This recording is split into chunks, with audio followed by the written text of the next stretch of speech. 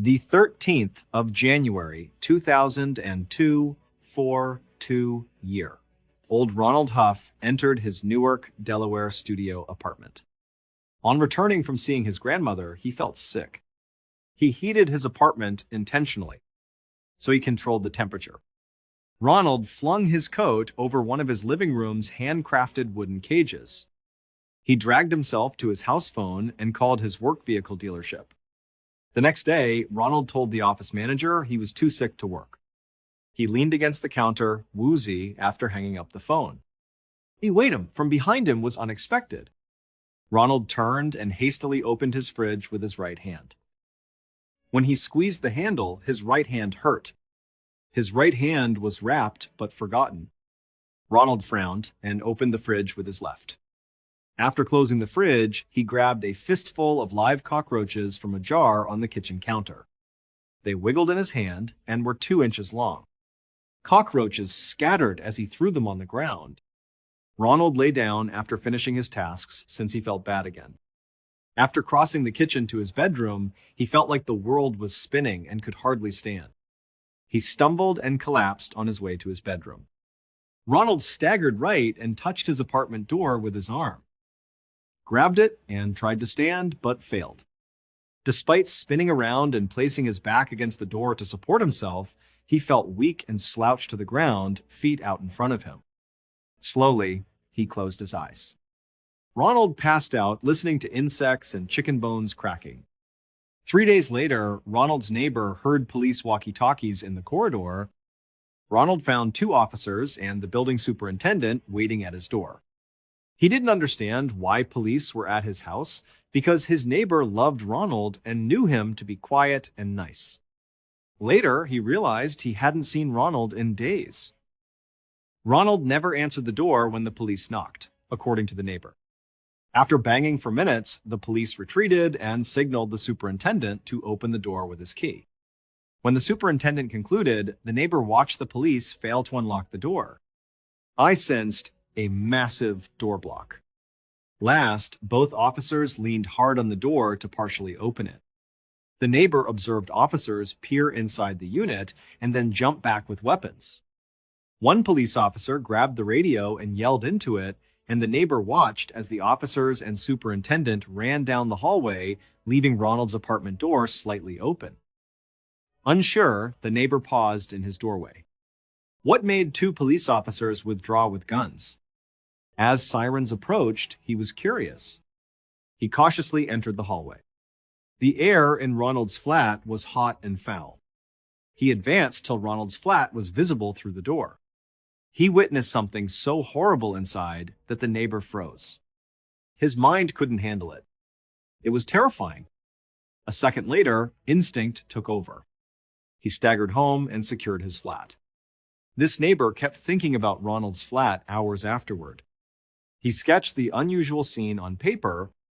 Ronald was mysterious. Ron called in sick to work on the 13th of January, 2002, and that secret killed him. The neighbor's drawing showed the unexpected scene. Ronald was dead on the floor. All his organs, ears, hands, and face were eaten. Ronald's secret pet gigantic monitor lizards surrounding him. He let 7 of them roam his house after feeding them insects and raw chicken. They were 2 to 6 feet long. Huge lizards.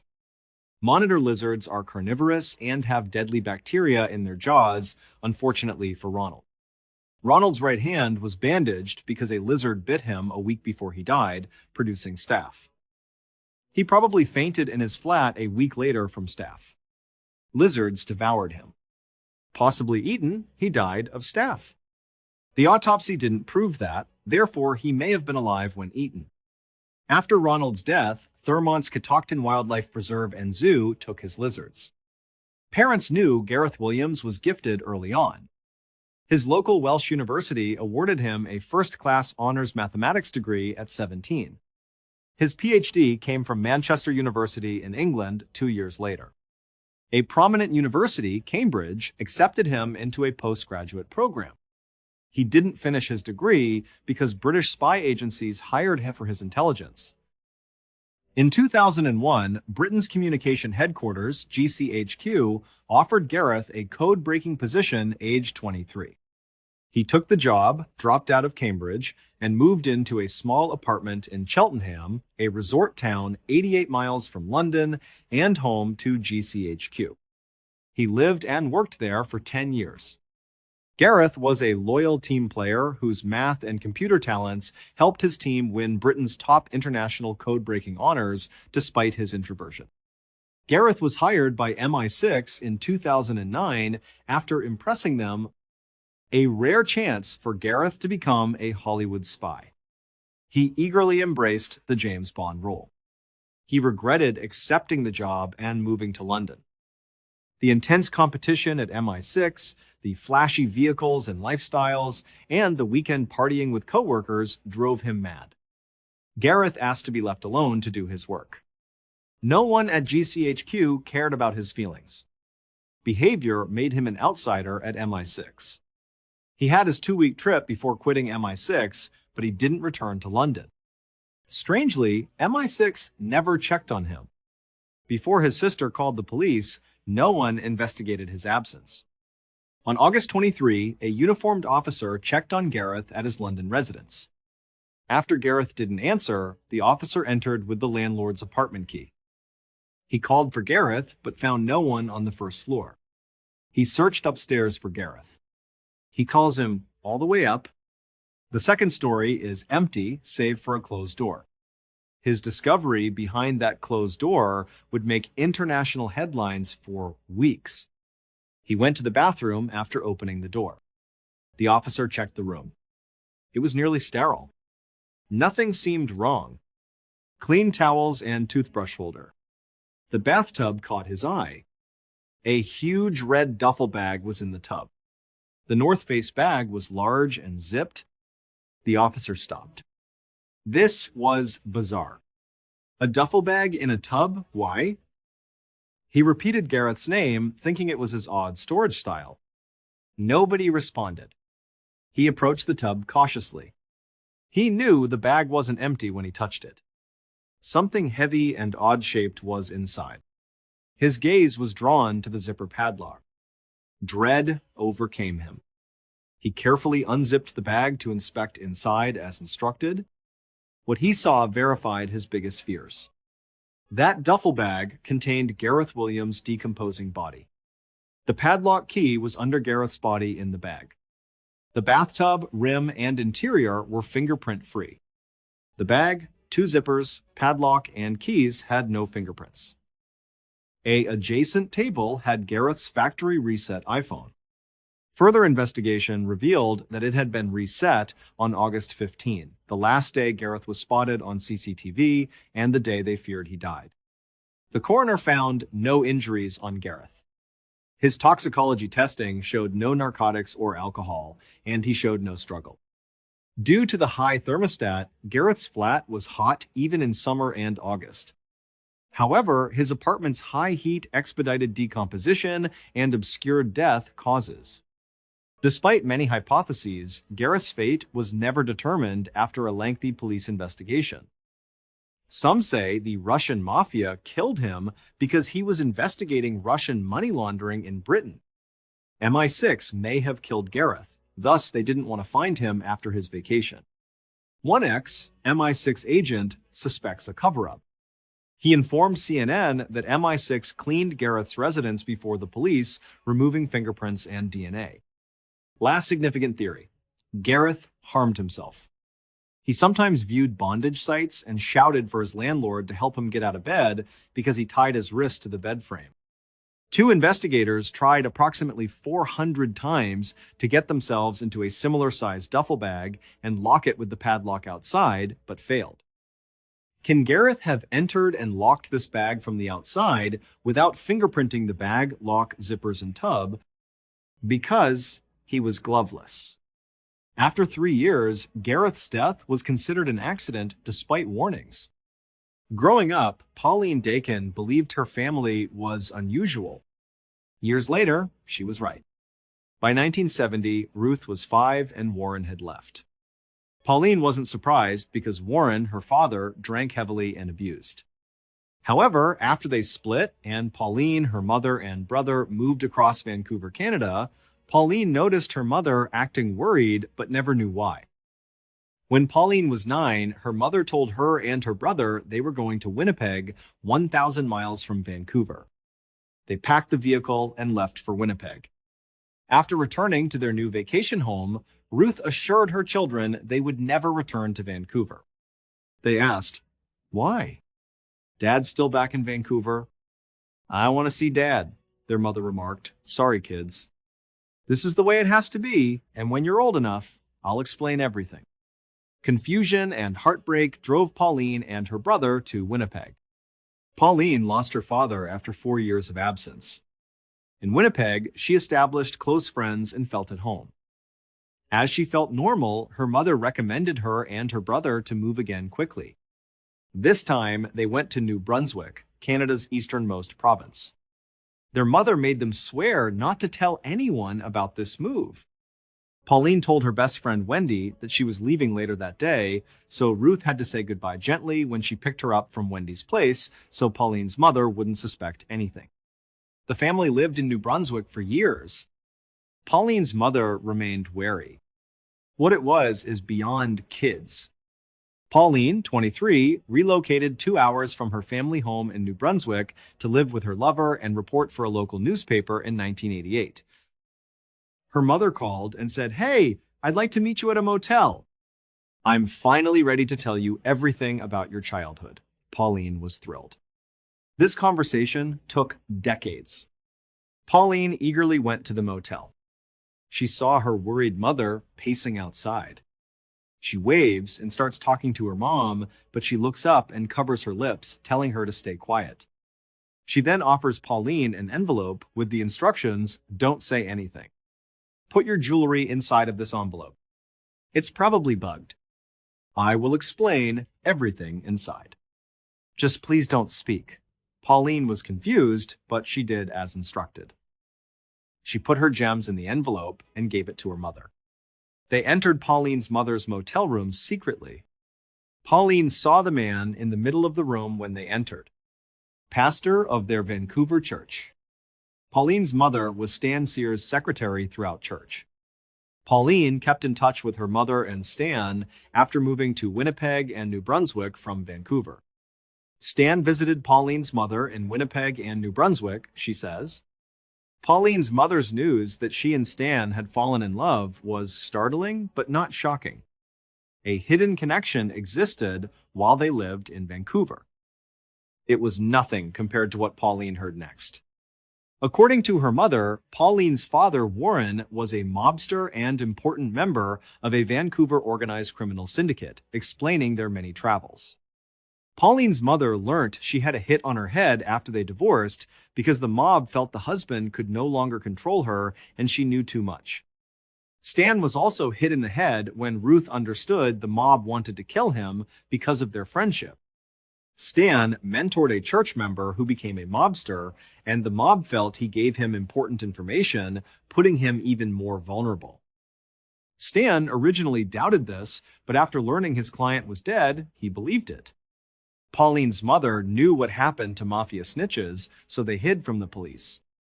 As examples, Stan moved to Winnipeg and New Brunswick with Pauline and her family, so he visited her mother there. Pauline was shocked, but she was delighted to understand her childhood's oddities. Pauline questioned her mother and Stan for hours in this motel room. After school, she saw her mother violently throwing out all the food from the fridge and pantry without explanation since the mob had tried to poison them. Or the 6 times the crowd discovered Pauline's school and she was expelled and moved across town. Pauline realized her bizarre background and danger by weekend's end. Pauline asked her mother and Stan about safety before leaving home. Pauline's mother said, "We called you here because after all these years, we were tired of being in hiding, and we've already spoken to the authorities, who've moved us into a special witness protection program for mob families. We're not safe, but we have undercover agents who follow us around." Stan grabbed the radio and said, "Here's a radio that broadcasts to the agents that are following you pretty much all the time, but you should." Pauline holds the radio and asks her mom and Stan, What happened to Dad? In jail? Her mother responds, he's not. Now, Pauline has this radio and this letter, and she's looking at her mother and Stan, and she's overwhelmed, and her mother tells her, go home. Think about what you want to do next, and if you want to join the Weird Protection Program and join the weird world with us, I'll be in touch. Pauline stops, Stan runs to the window, and he says, hey, I forgot to give you this. He holds up a magnetic GPS transponder, which she should hide under her car. If she's in danger, following agents can find her easier. Pauline thanks him, puts it under her car, and Stan heads back to the motel. Pauline went home to process this, knowing she was monitored, had a radio, and was safe. She planned to wait a few days before entering the unusual protection program and weird universe. After a few days, her paranoia made her dump her boyfriend, quit her job, and move into a separate apartment. She called her mother and said, I can't take it anymore. Feeling completely unsafe. I want to join the weird world. Her mother and Stan were thrilled at her decision, but they told her it wasn't easy and that many people were involved in her basically giving up her life. Pauline's mother assured her she would contact one of her agents when it was time for her to leave. Pauline married Kevin, her new boyfriend. Talking to him, Pauline began to mistrust the mafia story. Pauline called her mother and persuasively informed her, my apartment was broken into. I suspect a mafia member. What happened, but what should I do? Should I call police? How should I proceed? And her mother urged, don't call 911. Avoid calling the police. Pauline's mother called back a few minutes later and said, okay, honey, I spoke to Stan, and he spoke to the undercover agents that sit outside your house and have been watching you for all these years, and they said that yes, unfortunately, 2 mafia men broke into your house today. But luckily, they went up, seized them, and arrested them, so you're safe. Pauline said, Mom, I lied. No one's in my apartment. I spent all day here. Lied to you. No one broke in. And it was at this point that Pauline realized her mother and Stan had been living a lie since she was 5 years old. No mafia. Her father was not a Vancouver gangster. It was fake. Stan had delusion syndrome, a condition in which conscious, normal people have one illusion. They occasionally think the mafia is pursuing them, but sometimes it's not a huge concern. His relationship with Pauline's mother involved folie à deux, or madness for two, which is shared delusion syndrome, where a dominant personality can pass on delusions to a subordinate personality. After confronting her mother and Stan later, neither said, this is a lie. After Pauline replied, this isn't true, their main concern was not being revealed as fraudsters, but that, oh no, Pauline's going to expose herself to the mafia because she's not using her GPS transponder or her radio or living in the weird world with us. Her mother never apologized or talked about the absurdity of this whole affair, and her mother and Stan took to the tombs believing the mafia was pursuing them, but Pauline ultimately made peace. Greg Flanagan, 55, arrived at the Elegante Hotel in Beaumont, Texas, to start his work week on the 15th of September 2010. As a young man, he spent months at sea as a lead engineer on ocean-going vessels. In his middle age, he became a landman, arranging mineral rights and drilling leases. Despite smoking and never exercising, Greg was slim and fit. His leathered skin and close-cropped white beard showed a lifetime outdoorsman. Greg brought one bag inside the hotel room, put it at the foot of the bed, and opened it. He hung his wrinkle-free clothing in his closet for the week. He then attached his toiletries onto a towel rack from a canvas bag with a hook. After taking off his worn brown boots and faded blue jeans, he put on pajamas. When in the Elegante, Greg hardly exited his room. He didn't drink or socialize at the basement bar. He liked quiet nights watching TV alone in his room. Greg turned on the air conditioner that night to make it as cold as possible. He liked sleeping in a freezing room. He then got on his bed, put 2 enormous pillows behind his head, and relaxed against the headboard. He then lay down a towel next to him. The towel held his ashtray, smokes, lighter, phone, TV remote, and candy bar. Then he picked up the TV remote, turned it on, and flicked through the channels until he found one playing Iron Man 2, and he thought, good enough. He put the remote down, opened his candy bar, ate a piece, and then lit a cigarette and started smoking. Greg's wife, Susie, didn't hear from him the next morning, despite his daily calls. She called his Beaumont office, but he never answered. After the second or third call, his coworkers said, "Hey, Greg's not here. He hasn't come to work yet." Susie felt uneasy and asked, "Do you mind going to his hotel room and knocking on his door to check on him?"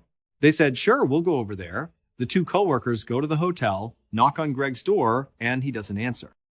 After getting management to open it, they find him dead in his hotel room with his left arm tucked underneath his body and a cigarette burned down to the wick in his two left fingers.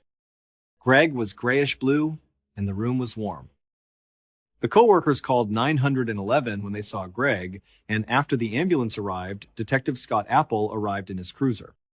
Apple was short and fit, with spiked silver hair. He was a 24/7 officer who looked the part. He arrived in room 348 to find no break-in, no damage, and no blood or wounds on Greg, other than a slight abrasion on his cheek from hitting his face on the mat. His diet was awful. He never saw a doctor and has been smoking like a chimney since he was a teenager. I always warned him that something like this might happen if he wasn't careful. I always afraid he'd have a heart attack. He's recalling the hotel room, which indicated no foul play. His lifestyle caught him. Doctor. Tommy Brown, Beaumont, Texas's medical examiner, received Greg's body as he did for years. He read ahead that Greg died of a heart attack and found nothing to dispute that theory. He only found 2 marks on Greg's body, a small abrasion on his face from landing on the rug and another on his groin. I suspect he was battered to death. It doesn't make sense because he has no visible injuries, but someone killed him with considerable trauma. After receiving the medical examiner's report, Detective Apple was as bewildered as Dr. Brown, but he thought, who would murder him if he was murdered? After a few months of failure, he realized there was no good starting point. The only weird thing about the crime scene was that the room was warm when they entered, which was unlike Greg's style. It doesn't explain why his insides were crushed. He's fucked. The first theory was that the criminal maintenance worker attacked Greg when he came to fix the breaker, but there was no evidence that he would do that, so it was quickly ruled out. The second theory was that Greg's room 349 neighbors were 2 electricians who were big partygoers and drinkers, so Detective Apple suggested that when Greg accidentally cut the power to their room, they were. We heard him coughing after leaving the bar. We were in the pub that night. Who knows what happened to him? His lead, maintenance records, was dead, therefore this case went cold. Greg's wife, Susie, hired a private investigator after 7 months of no results. Her friend suggested she call Ken Brennan, a famous private investigator who solves difficult cases. Susie calls Ken Brennan on a whim, thinking he's busy with other cases due to his fame and TV appearance, but he answers. He asked, "Hey, how can I help you?" Susie was stunned. After she told him about her husband's death, Ken promised to help. Former Long Island policeman Ken became DEA agent.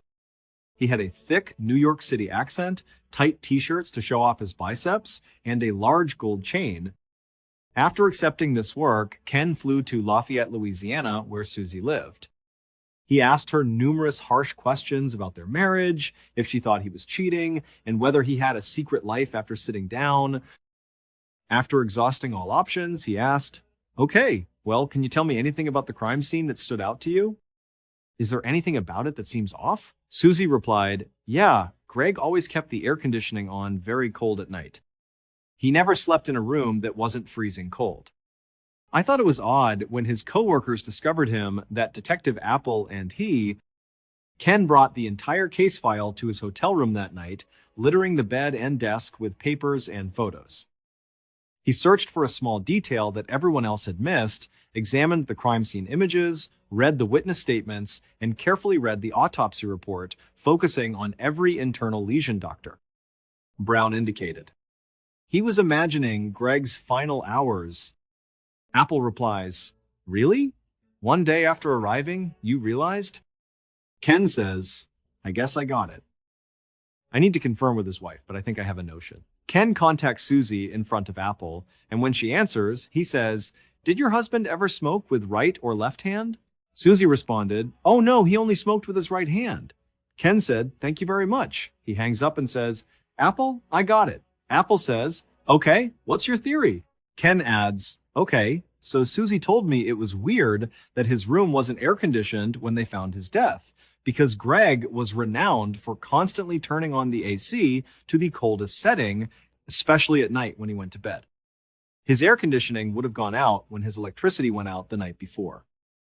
The maintenance guy puts the electricity back on, but the air conditioning doesn't.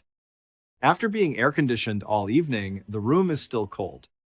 Greg may switch on the TV and watch. He hasn't realized he hasn't turned on the air conditioning again because the room feels cool. It's summer in Beaumont, so his room will grow hot quickly. When it does, he'll realize, oh, I didn't turn the AC back on and turn it on again.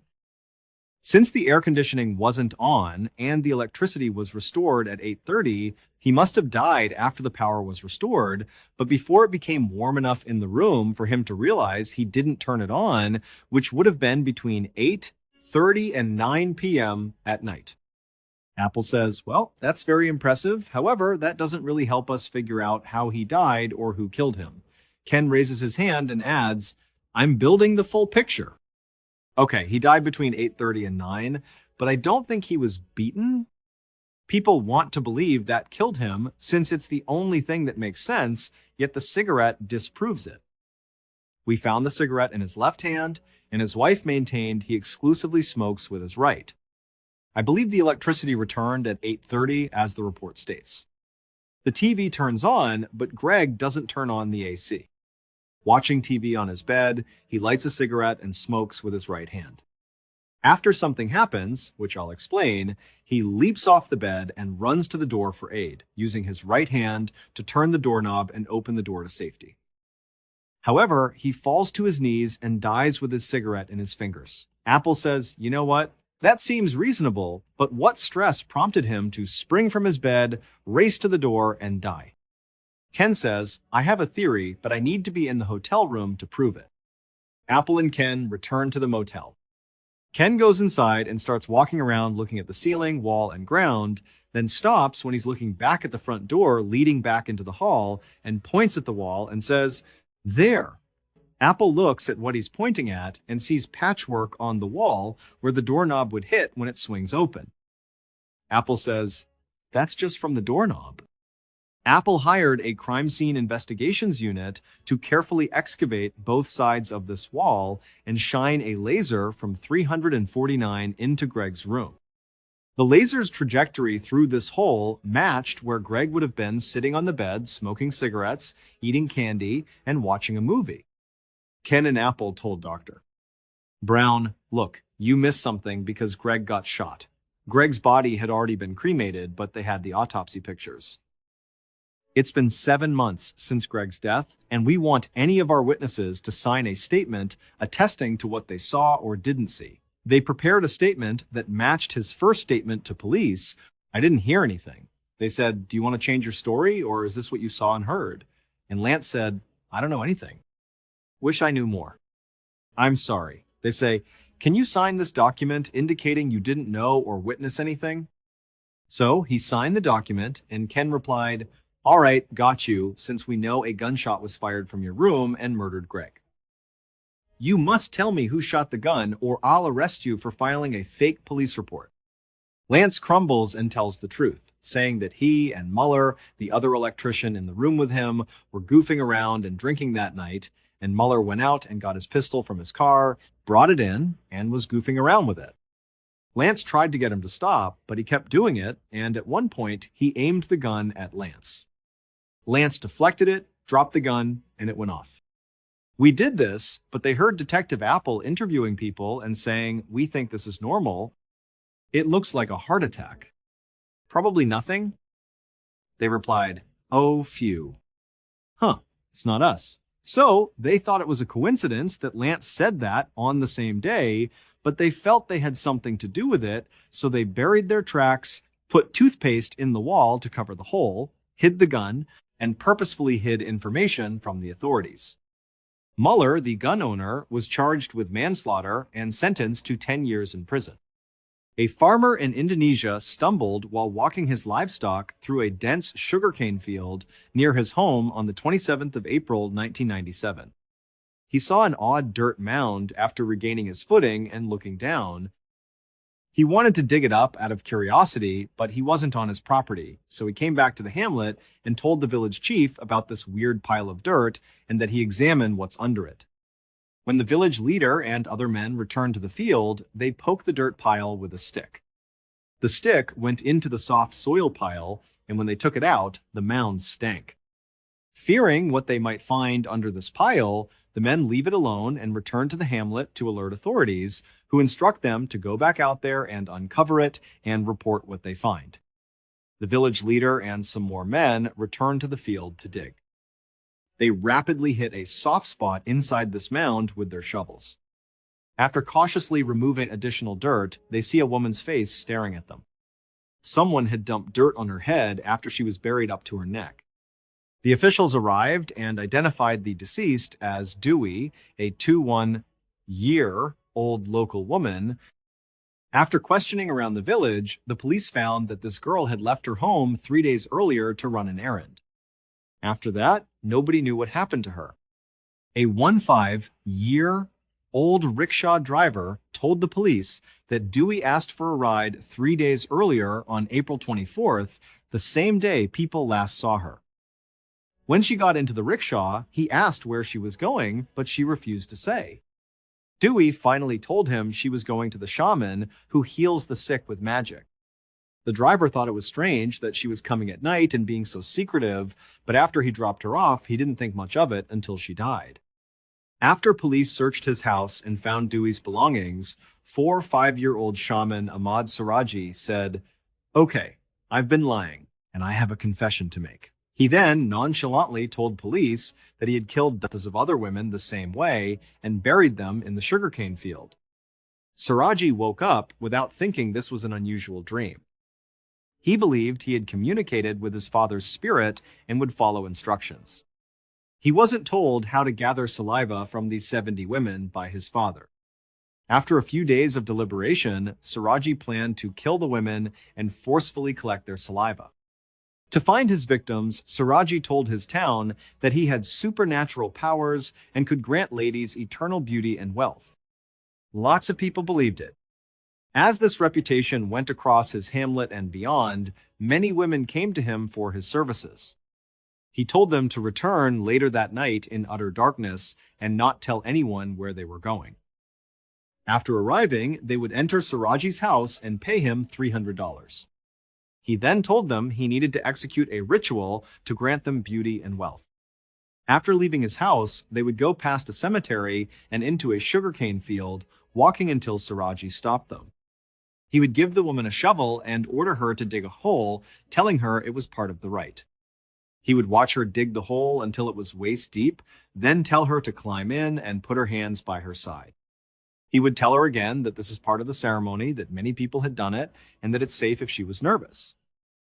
She'd get in the hole, put her hands by her side, and Siraji would take the shovel and fill the hole until she was immobilized. Then he'd bring out a cable, wrap it around their neck, and strangle them to death. After they died, he'd pull their body from the hole and forcefully collect their saliva. Then he'd dig the hole deeper, put the body back inside, and orient them so their head was still sticking out. Dewey calmed down and agreed to go after his wife, returned to the room, and convinced her that everything was okay, they had done this before, it was safe, and she would join them in the ceremony.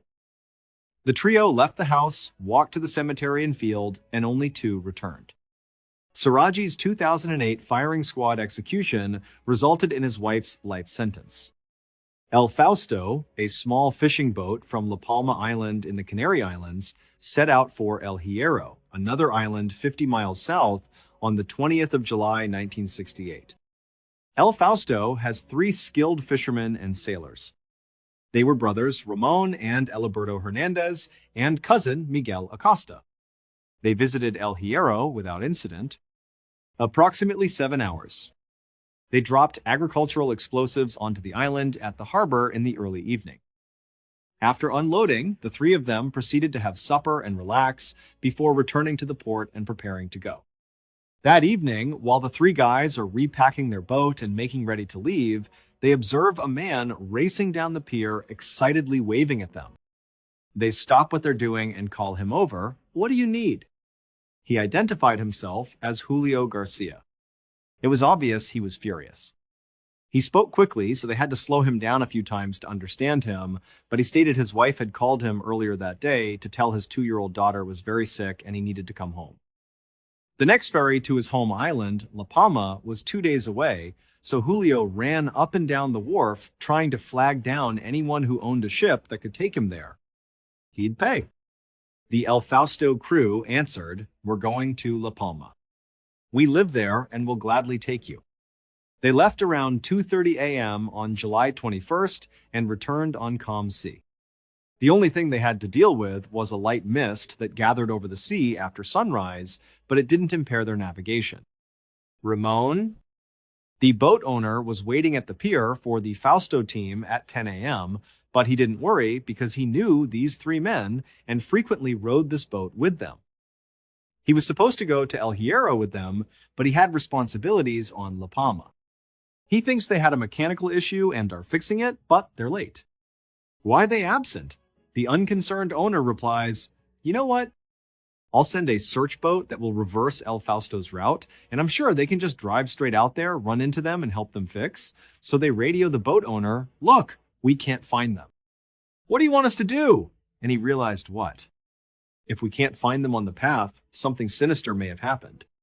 He informed officials, who launched a more serious search and rescue. Planes and boats searched the sea for El Fausto and her crew, and everyone was in a state of intense urgency because they had been told these guys don't have much in the way of supplies. They have 22 pounds of fruit, and they have a very limited freshwater supply. People thought, "I think it's more likely we're going to find 4 dead bodies than 4 sailors waiting to be rescued." But on July 25, 4 days after El Fausto left El Hierro, El Fausto was found 120 miles west of La Palma. They had strayed far from the path. Once they drove up to them, they saw that the 4 crew members were alive and in good spirits. Dehydrated, famished, and spooked from being afloat in the ocean, they were grateful for the water and realized this could end poorly for us. They seemed okay otherwise. The Duquesa captain questions the men, "Why are you outside? How did you reach 120 miles west of La Palma?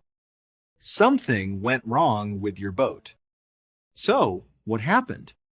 No response from the men. They answered, "Our boat is fine. No mechanical issues. No problems. We appreciate your offer, but we just need a couple of items and we'll be on our way." Julio, who had gone so far to see his wife and sick daughter, says, "No, we don't need a tow. We're good." The Duquesa captain looks at these guys thinking, "What am I missing? You wandered 120 miles. You probably should have died. You're lucky we found you in the Atlantic Ocean. If not for our discovery, you would have died of dehydration in a few days. So we discovered you. To ensure you visit your sick daughter, wife, families, and friends, we'll get you to shore."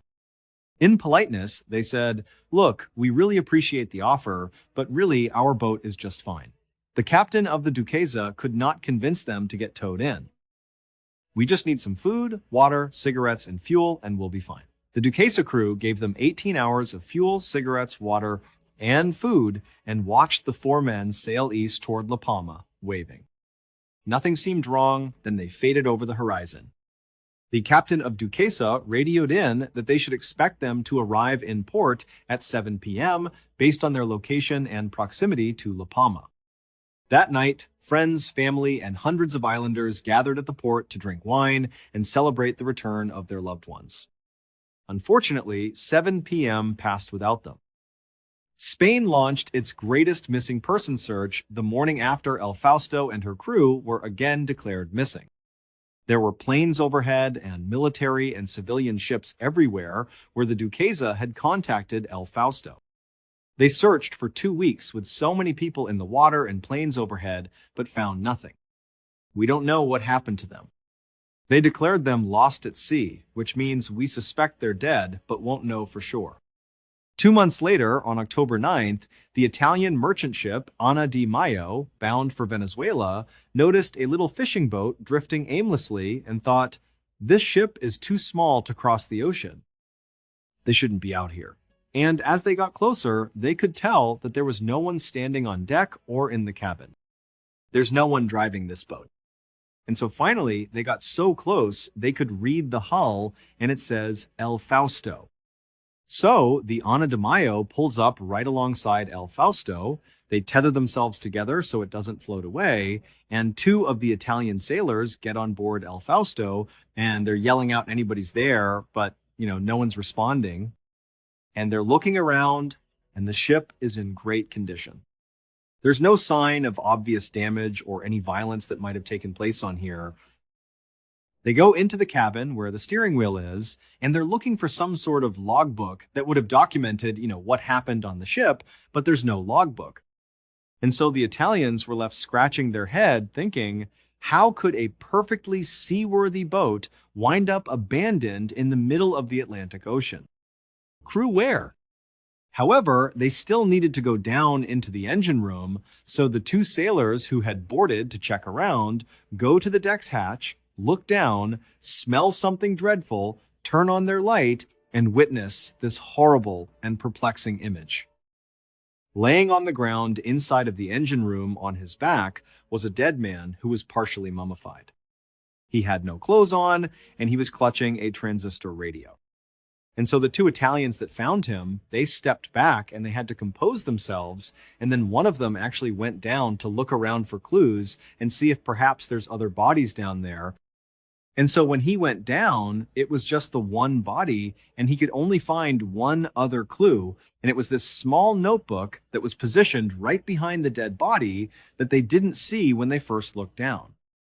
So the Italian sailors leave the engine room, and they take the notebook back to their ship, and they open it up, and the first thing they see is the middle section of the notebook has been torn out. In fact, 28 pages were missing. And all they were left with was a couple of pages at the beginning and a single page at the end. The first couple of pages just were a couple of notes and some simple math calculations. Nothing significant. The last page appeared to be a farewell of sorts, but the language that was used was a little bit confusing and it was difficult to read, and so the Italians were not entirely sure what any of it actually meant. And so they figured it would be best to just give the notebook to authorities and they could figure out what it meant. And so the captain of the Anna di Maio radios in to Spanish authorities that they found El Fausto and that they intend to tow it back to Venezuela, where they were already going, at which point they'll turn over everything they found and authorities can take it from there. So the Italians put a tow line on the bow of El Fausto and began towing. 2 days later, Spanish authorities receive a crushing telegram. Apparently, the night before, as El Fausto was being towed, it suddenly lurched forward and went bow down into the water and sank so rapidly that it ripped the tow line off of the back of the Anna di Maio and was underwater well before they could do anything to try to stop it. The crew of the Anna di Maio swore they had followed procedure and they knew what they were doing, and this was just kind of a freak thing. But regardless of how or why it happened, the ship was now gone, and so too was the dead body. They couldn't even positively identify whoever that was. All they had was that notebook they recovered from inside the engine room. The notebook was sent to La Palma, where it was put in front of the families of the 4 men who were on El Fausto, and very quickly, Julio's wife was able to identify his handwriting. He apparently had a unique way of writing, and she was used to reading it, and so she said, "That's definitely his writing, and in fact, I recognize that notebook." He kept that notebook to record payments as a mechanic. Julio was likely dead in the engine room.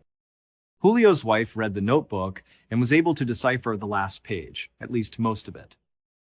It begins with, here's how you access my insurance policy, and here are the different properties I own, and how you go about selling them. God wanted this outcome. Love you. He must have realized that whoever found his body and notepad would have many questions. He may have known that and written a description, but it was in those 28 pages in the center of the notebook that were removed.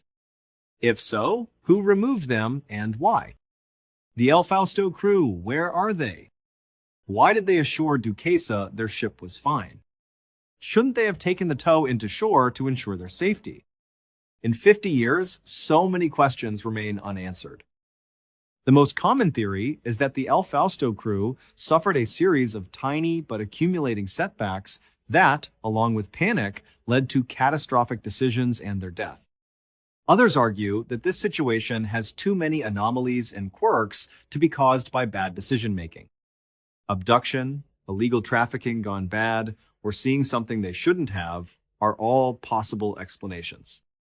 Unfortunately, until a major case break, no one will know what happened to these guys. At this point, they are hoping the missing 28 pages will explain what happened to El Fausto and her crew. Thanks for watching. Comment your thoughts about today's episode. Remember, you can binge a true crime playlist now. See you later. In New York City, on the afternoon of the 3rd of December 2012, there was a chilly and gloomy atmosphere prevalent throughout the city. The 49th Street subway station was just as busy as the streets of Manhattan below it, despite the fact that the world above was bustling with activity. At any given time, it is a whirlwind of tourists, commuters, and locals who are all just trying to get to where they are going, despite the fact that it is a major hub that is less than a stone's throw away from the bright lights and chaos of Times Square. People are hurrying along with their heads bowed, music playing in their ears, and doing their best to believe that they are living in their own unique little bubble. A photographer who works independently and goes by the name R, this particular afternoon, we set out on our journey. He was making his way down the stairs in order to enter this underground world. Umar Abbasi was getting ready to enter. At the precise moment when he was about to depart for his residence, he had just finished a photo shoot. On that particular day, he went through the motions of city life, just like thousands of other people did all over the city.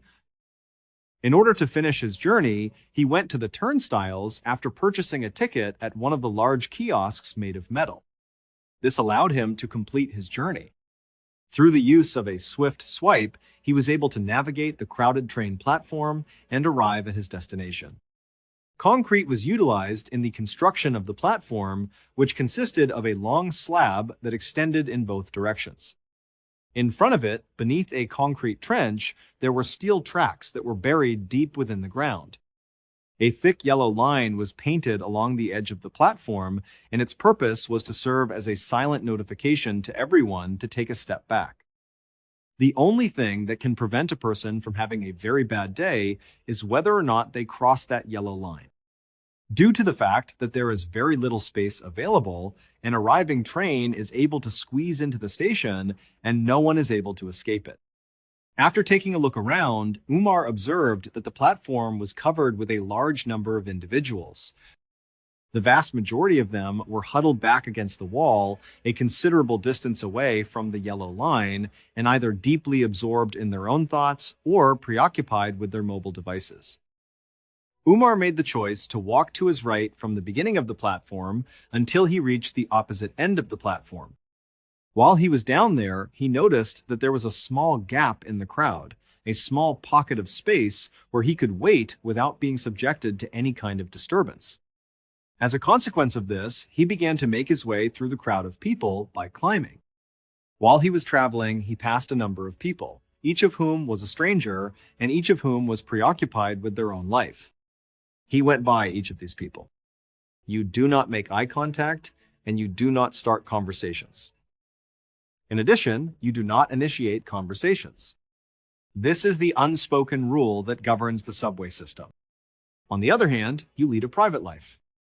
As Umar moved further down the platform, his attention was unquestionably drawn to two individuals who were operating in violation of that rule. As time went on, it was clear that the conversation that they were having was becoming increasingly heated. In spite of the fact that Umar was unable to understand what they were saying and was unaware of who they were, he could sense the tension that emanated from them. Before continuing on his journey, he paused for a moment to take note of the argument that was taking place between two men. In regard to the matter, he showed no regard. He was able to find the opening in the crowd that he was looking for, and after that, he proceeded to position himself a considerable distance away from the yellow line. It was in an effort to assess the quality of his work that he started looking through the photographs that he had taken initially. During the time that he was looking at the small screen of his camera, the sound of the two men began to become more audible. Between the two groups, there was now a full-blown shouting match going on inside the room. A back-and-forth exchange of explicit language took place between the two parties. Despite the fact that it was obvious that this was a serious fight at this point, it was impossible to determine who started it or what the reason was for it. Umar cocked his head to the side and turned his gaze back upon them while he was standing on the platform. The distance between them and him at that point was approximately 100 feet. In addition to the two men, there were other commuters who had been standing in close proximity to them, and he could see that they were now actively moving away from them, forming a large circle around them. Nobody had any interest in being a part of it. In a place like the New York subway in the United States, it is unfortunate that strange and aggressive behavior is not so uncommon as to be considered unusual. People who are under the influence of alcohol or who are affected by mental illness frequently find themselves in these stations, and the typical response from everyone else is to simply ignore it, to create distance, and to pretend that it is not happening. The behavior of each and every individual was exactly like this. Umar continued to watch the two individuals, a younger man and an older man, as they engaged in a verbal exchange after a few more seconds had passed. After that, he gave a shrug. Unquestionably, he was not the cause of the problem that they were having. Immediately after refocusing his attention on his camera, he resumed looking at the photographs he had taken. He was once again completely engrossed in his own world when all of a sudden a piercing scream pierced through the din of the station while he was there. It was not the fault of either of the two men who were involved. It was then that a different voice was heard, one that sounded like total and utter disbelief. It was as if Umar's head was tilted backwards. Upon turning his head and looking back down the platform, he saw that the situation was a complete and utter chaos. Rather than simply moving away from the two men, an increasing number of people were fleeing rather than simply moving away from them. They dispersed themselves and scattered into different directions in an effort to get away from whatever had just taken place.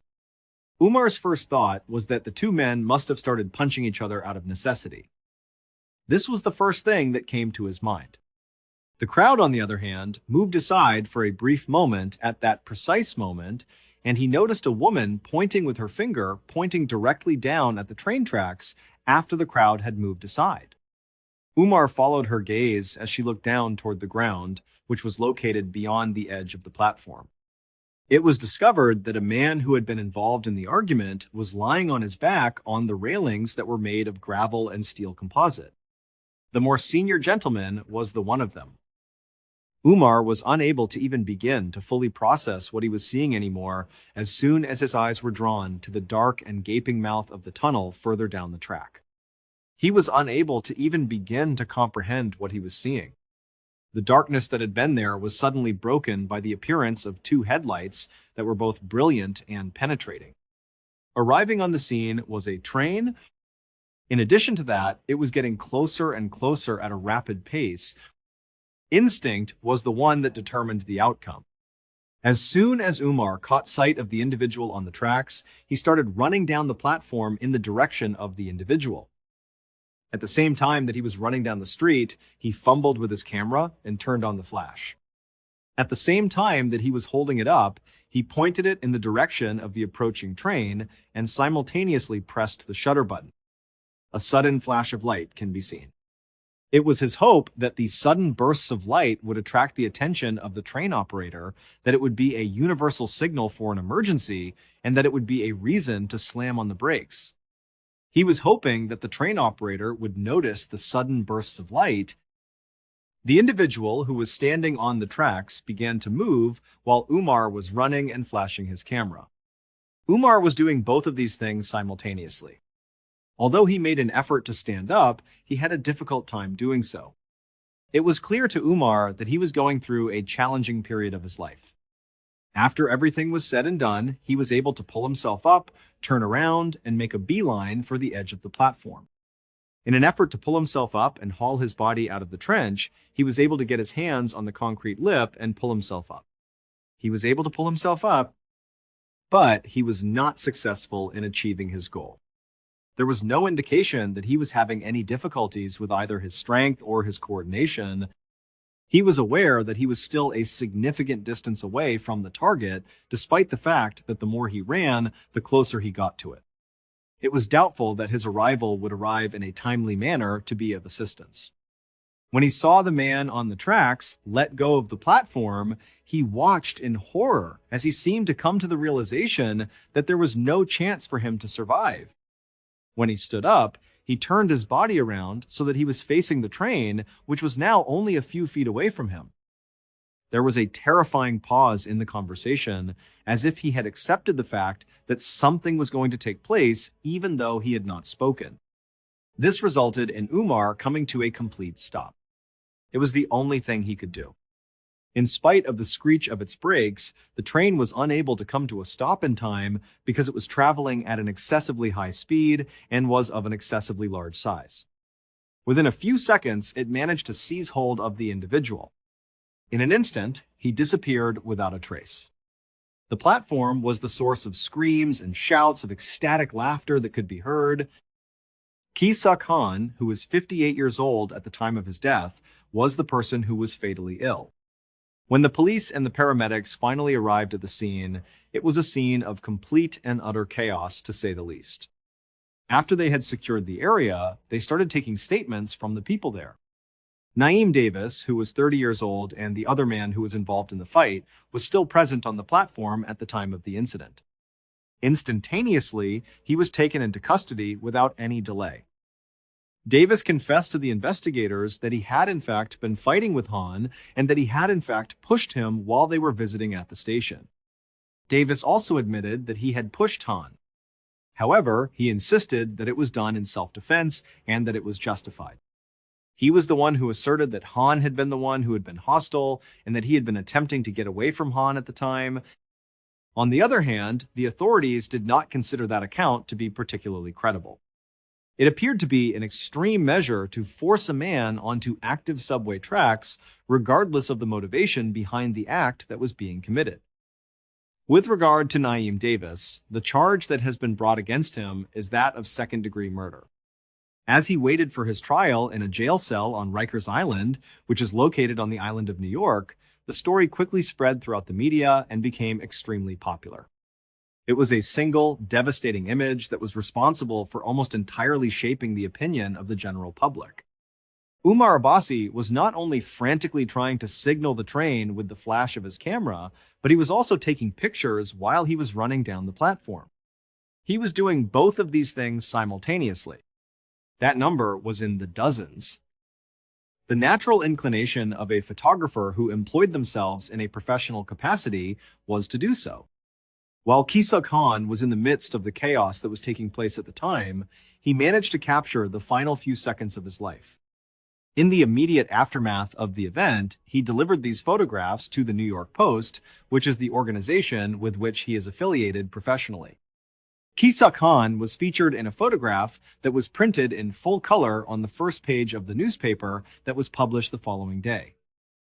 While the headlights of the train are approaching him, he is standing on the tracks and looking over his shoulder towards the direction of the train. A look of desperation can be seen on his face. The word "doomed" was written in large, bold letters directly above the photograph. It was a single word. Undoubtedly, the picture was shocking in every way. The feeling was deep and profound. In addition to that, it was a typical case. In addition to being displayed on every television screen, this information was also displayed on every newsstand. Not only were people horrified, but they were also furious about what had happened. If someone were to force another person to die in such a manner, it is incomprehensible that they would do so. In addition, what could a photographer possibly do if they were simply standing there taking pictures rather than offering assistance to the people in need instead? Umar Abbasi was forced to contend with an onslaught of criticism that he had to endure. Even though he explained that he was too far away to physically assist and that he was using his flash to warn the train operator, many people found his actions to be inexcusable. This was the case despite the fact that he explained that he was using his flash to warn the train operator. However, Naeem Davis was the one who received the most intense anger from the audience. The photograph, which painted a detailed picture of the situation, depicted a helpless victim as well as a monstrously aggressive killer. There was no need to write the script anymore. Naeem Davis, a cold-blooded killer who had done so for no apparent reason, pushed an innocent man into the path of an approaching train. The man was ultimately killed as a result of his actions. His claim that he was acting in self-defense was widely disregarded by the general public as a pitiful excuse for his actions. A significant amount of time before the actual trial of the defendant ever began, he was tried and found guilty in the court of public opinion. This occurred even before the trial itself began. Davis was incarcerated for close to 5 years after this heinous act, which became a symbol of urban violence, became synonymous with his name. Davis's name became synonymous with the action. Let's jump ahead in time to the year 2017, which is nearly 5 years from now.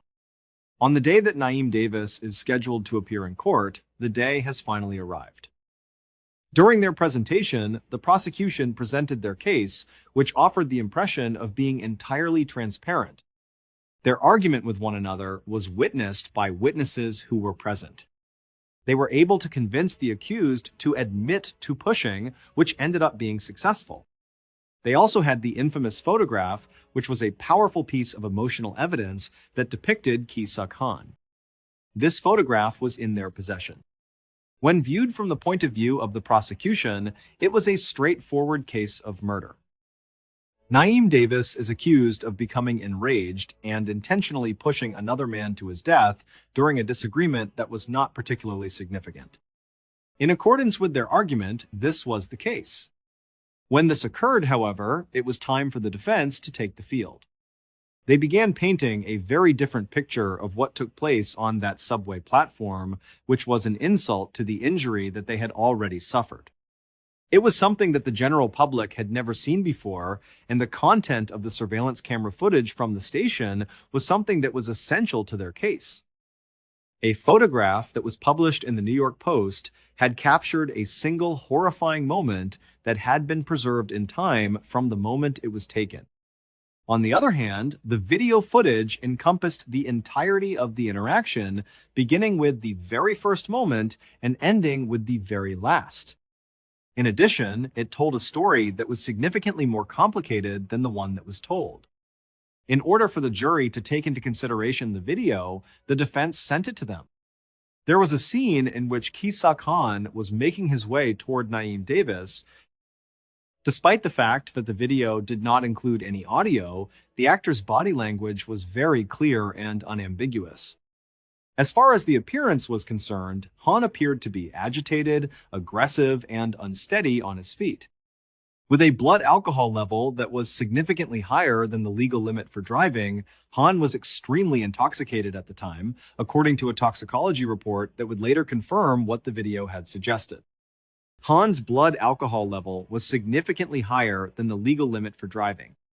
Following Davis onto the platform, Han yelled at him while getting in his face and getting in his presence.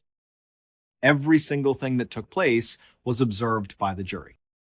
Throughout the course of the video, Naeem Davis could be seen making a number of different attempts to de-escalate the already difficult situation. Once that was done, he made an effort to leave. His hands were raised in a gesture that was not meant to be threatening in any way. A concerted effort was made by him to ignore Han. Even so, Han was unyielding in his determination. As time went on, he persisted in his pursuit of Davis, becoming more aggressive with each passing day. In the video, it was possible to see other commuters taking notice of the confrontation and moving away from it in order to put a significant distance between the two men. This was made possible by the fact that the video was captured. Throughout the course of the trial, the defense attorney walked the jury through the footage, going through each and every individual moment. The conversation would progress with him saying, "Here is my client attempting to flee at various points." In addition to continuing to harass him, Mr. Han is following him around and following him around. In accordance with the argumentative position taken by the prosecution, Davis had no reason to feel threatened by Han, who was 58 years old. As stated in the primary argument presented by the defense, an intoxicated and belligerent individual, regardless of their age, is unpredictable and has the potential to be extremely hazardous. According to what they said, Davis found himself in a situation that he had not asked for and from which he was unable to escape. He was unable to get out of the situation. It was at that precise moment that the deciding factor arrived. As Han continued to yell, the video showed him getting very close to Davis. Davis was also in the vicinity.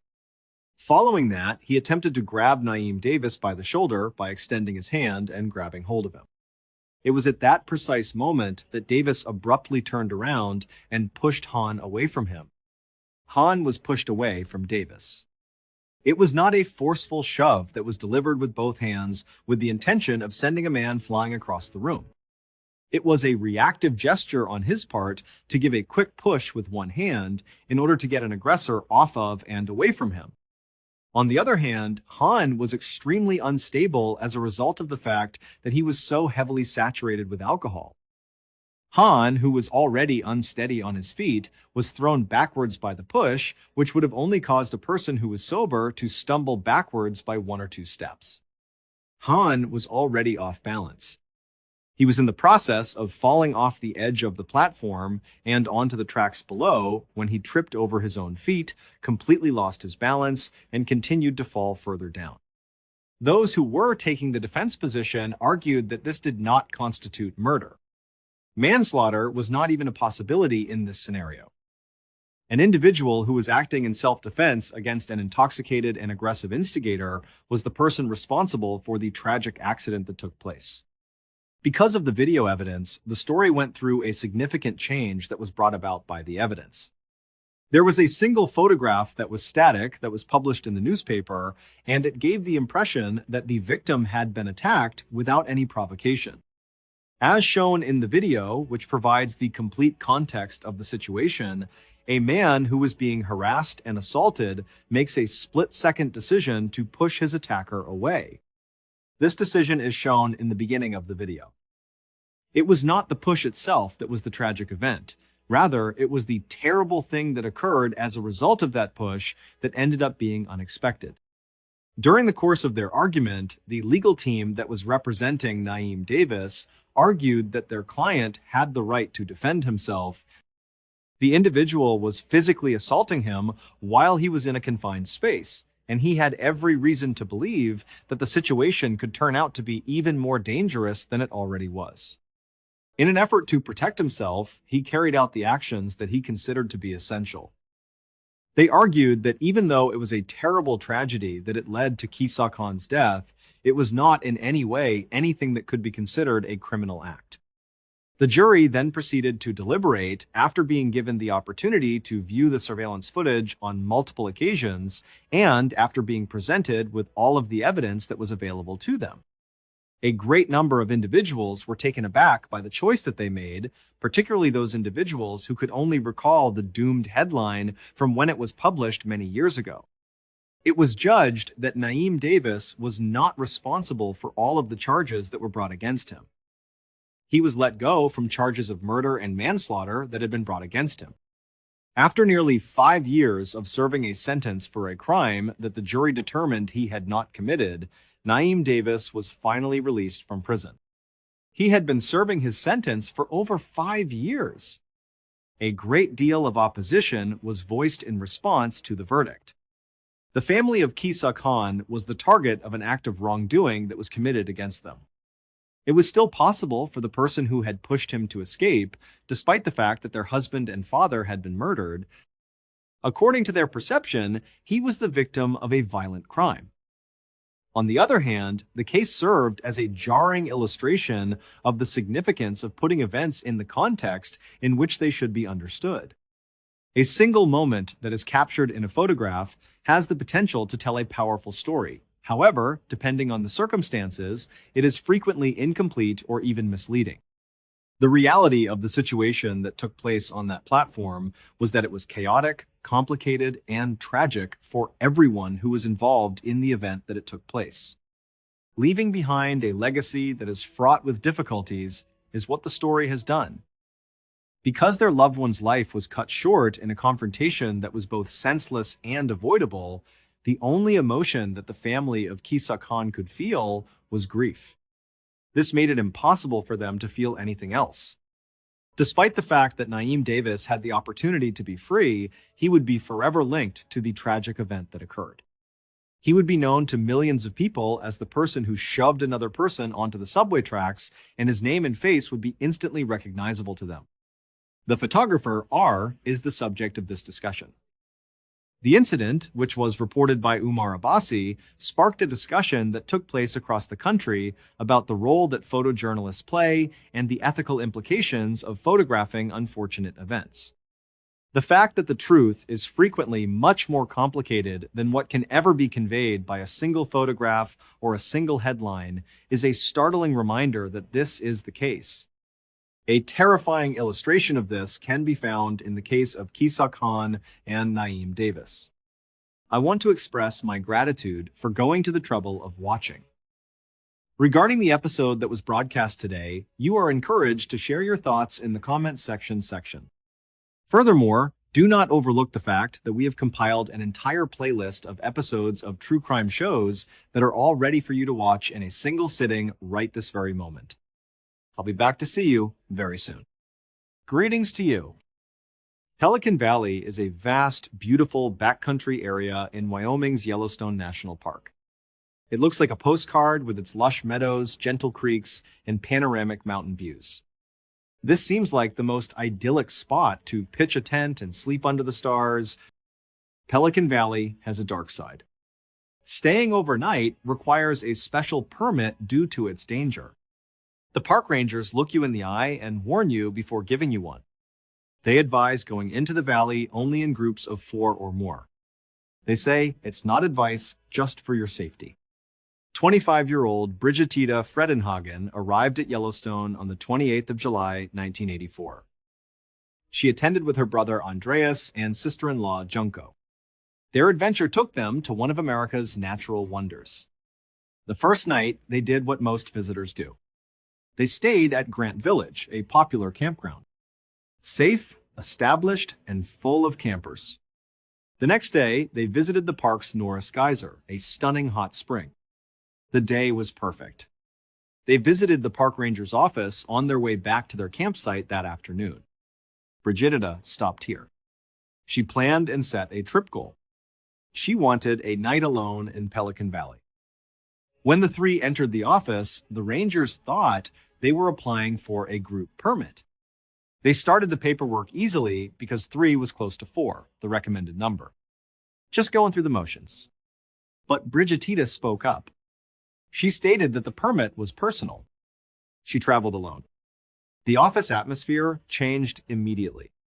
Rangers stopped what they were doing to talk her out of it. They told her it was a bad idea and that no one, especially a novice, should enter Pelican Valley alone. They described risks, wildlife, and isolation. Brigittita was confident and calm. She assured them she was experienced. Her solo camping experience gave her a full understanding of the risks. She wanted to go. She was supported by Andreas and Junko behind her. They told the rangers she was skilled and knew her stuff. The park rangers were upset. You could tell by their faces. This situation made them uneasy. Finally, Brigittita was an adult. She was determined, and they couldn't legally stop her. So they agreed, reluctantly. As a last precaution, they asked her to show them her camp location on a map. That way, if something went wrong or they wanted to check on her, they would know where to look. She pointed to a forested area on the map bordering a large meadow. They noted it, gave her the permit, and wished her luck. After getting the permit, the three left the office and returned to their campsite for one last night. Next morning, they woke up early. The car was packed and they drove to Pelican Valley Trailhead. They exited the car and hiked into the valley. They walked a few miles as planned. Then they stopped. For Andreas and Junko, this was it. Andreas told Brigittida they would turn back and meet her at the trailhead tomorrow afternoon. After saying goodbye and hugging, Andreas and Junko turned around and walked back to the car. Brigittida watched them go, then turned and continued her journey alone through Pelican Valley's vast wilderness. Andreas and Junko drove back to the trailhead at the agreed-upon time the next day. They waited. An hour passed. And another. Brigittida never appeared. Their small worry grew into a heavy dread as the afternoon progressed. They knew something was wrong after 2 hours of anxious waiting and calling her name into the woods. A phone was found and park rangers were called. They said Brigittida hadn't returned from her solo camping trip. The rangers on the other end said they hadn't seen her but would immediately check. They knew where to go. The map location Brigittida indicated was in a densely wooded area next to a large meadow. Rangers couldn't scan the area remotely due to geography. To see anything, they had to walk to the campsite. The rangers crossed the meadow into the dense forest. They shouted, "Brigittida!" Park rangers, but only the wind in the trees responded. After venturing through the woods, they reached her designated spot. There it was. Her tent. However, the scene they entered was strange and felt wrong. One of the tent's nylon walls had a large vertical tear as they approached. Carefully, they peered in. Everything was in place. She neatly placed her foam sleeping mat in the middle. She had her flashlight off to the right of the mat. On the left was a small tape player with headphones. Before sleeping, she probably listened to music. Battery death was complete, but the play button was still pressed. At the mat's foot was her backpack. All her clothes were carefully packed in Ziploc bags. These were common ways experienced campers hid their scent from animals. The pack contained a wilderness survival guide with the corner folded down to a specific page. The page showed a diagram for stringing food in a tree to keep bears and other wildlife away. The rangers left the tent and searched nearby. Her sleeping bag was 2 meters away. It was perfectly flat on the ground, almost like it had been sun-dried. However, closer inspection revealed 2 puncture marks in the fabric. One was near her neck and the other near her torso. The bag had no blood, which was confusing. Rangers were leaning toward an animal attack, but the campsite's cleanliness was throwing them off. A large animal attacking a campsite usually causes chaos. It appears a bomb exploded. Tents are shredded, gear scattered. This place was disturbingly clean. One ranger saw something on the ground as they circled the campsite, calling for Brigittida. A faint drag trail in the leaves and dirt led away from the sleeping bag. It went west into the forest and up a small hill. The rangers followed. 20 meters from camp, Brigittida's cooler was found. It lay on its side. A piece of rope nearby suggested she had strung her food in a tree like the book showed. Whatever food was inside was gone. It was taken down. From the cooler, rangers followed the faint drag trail. 20 more meters up the hill. They found a woman's sweater on the ground. It was bloody and torn. They realized it was serious. The rangers raised their rifles and moved cautiously. Another 40 meters took them over the hill and into a quiet woods clearing. Brigittida was found there, or her remnants. The exact sequence of events that night will never be known, but investigators were able to piece together the most likely scenario from the physical evidence present. Brigittida slept in her tent after setting up camp. She listened to music in her sleeping bag with headphones. Later, a large male grizzly bear wandering the area smelled her food. Brigittida's cooler, strung in a tree 20 meters from her tent, was found. She hadn't strung it high enough. The bear stood on its hind legs and clawed the cooler down. Despite eating everything, the bear was hungry. It sniffed around for more. Grizzlies in Yellowstone, especially in Pelican Valley, can get used to humans. Their fear disappears. It appears this bear was one. When it saw Brigatita's tent, it didn't run. It likely saw the tent as a food source. Bear quietly approached tent side. It cut through the nylon wall with one huge paw. It then bit Brigatita's skull with its head inside. There were no signs of fighting inside or around the tent. She was probably asleep when the attack started. With her headphones on, she may not have heard the 600-pound predator approaching. The bear then pulled her by the head from the tent and campsite. She was dragged 80 meters over the hill to that clearing and consumed. This attack is why Pelican Valley is so dangerous. Prime grizzly bear habitat. Human attacks are rare, but most people don't realize how horrific they are. Grizzlies rarely kill prey before eating. Their size and strength trap their victim, preventing escape. Eating often occurs while the prey is alive. Some experts say they prefer it this way. In many grizzly attacks, the victim's arms and legs are eaten first to keep them alive and conscious. There was so little of Brigatita that her death time could not be determined. However, this bear's unusual behavior in targeting a human may have led to a painful death. Our next story takes us to a small Egyptian coastal town. A 24-year-old man named Yuri Lipsky stood outside a Dahab cafe on the 28th of April 2000. Looking out over the deep blue Red Sea, he went from Moscow to the Sinai Peninsula for one reason. He wanted to film himself scuba diving through the arch, but as he stood there, it looked like his dream might not come true. Underwater tunnel The Arch is 85 feet long. The Blue Hole, a massive shoreline sinkhole, is connected to the Red Sea. Divers must enter the Blue Hole and descend straight down. At 181 feet, you reach the arch's entrance at the tunnel's top. The catch is serious. Walking down, the entrance is notoriously hard to spot. If you descend too fast or don't pay attention, you can miss the arch's ceiling and go much deeper than you intended. Too much depth doesn't mean you'll miss the tunnel. The entrance is huge. From 181 to 393 feet, it drops.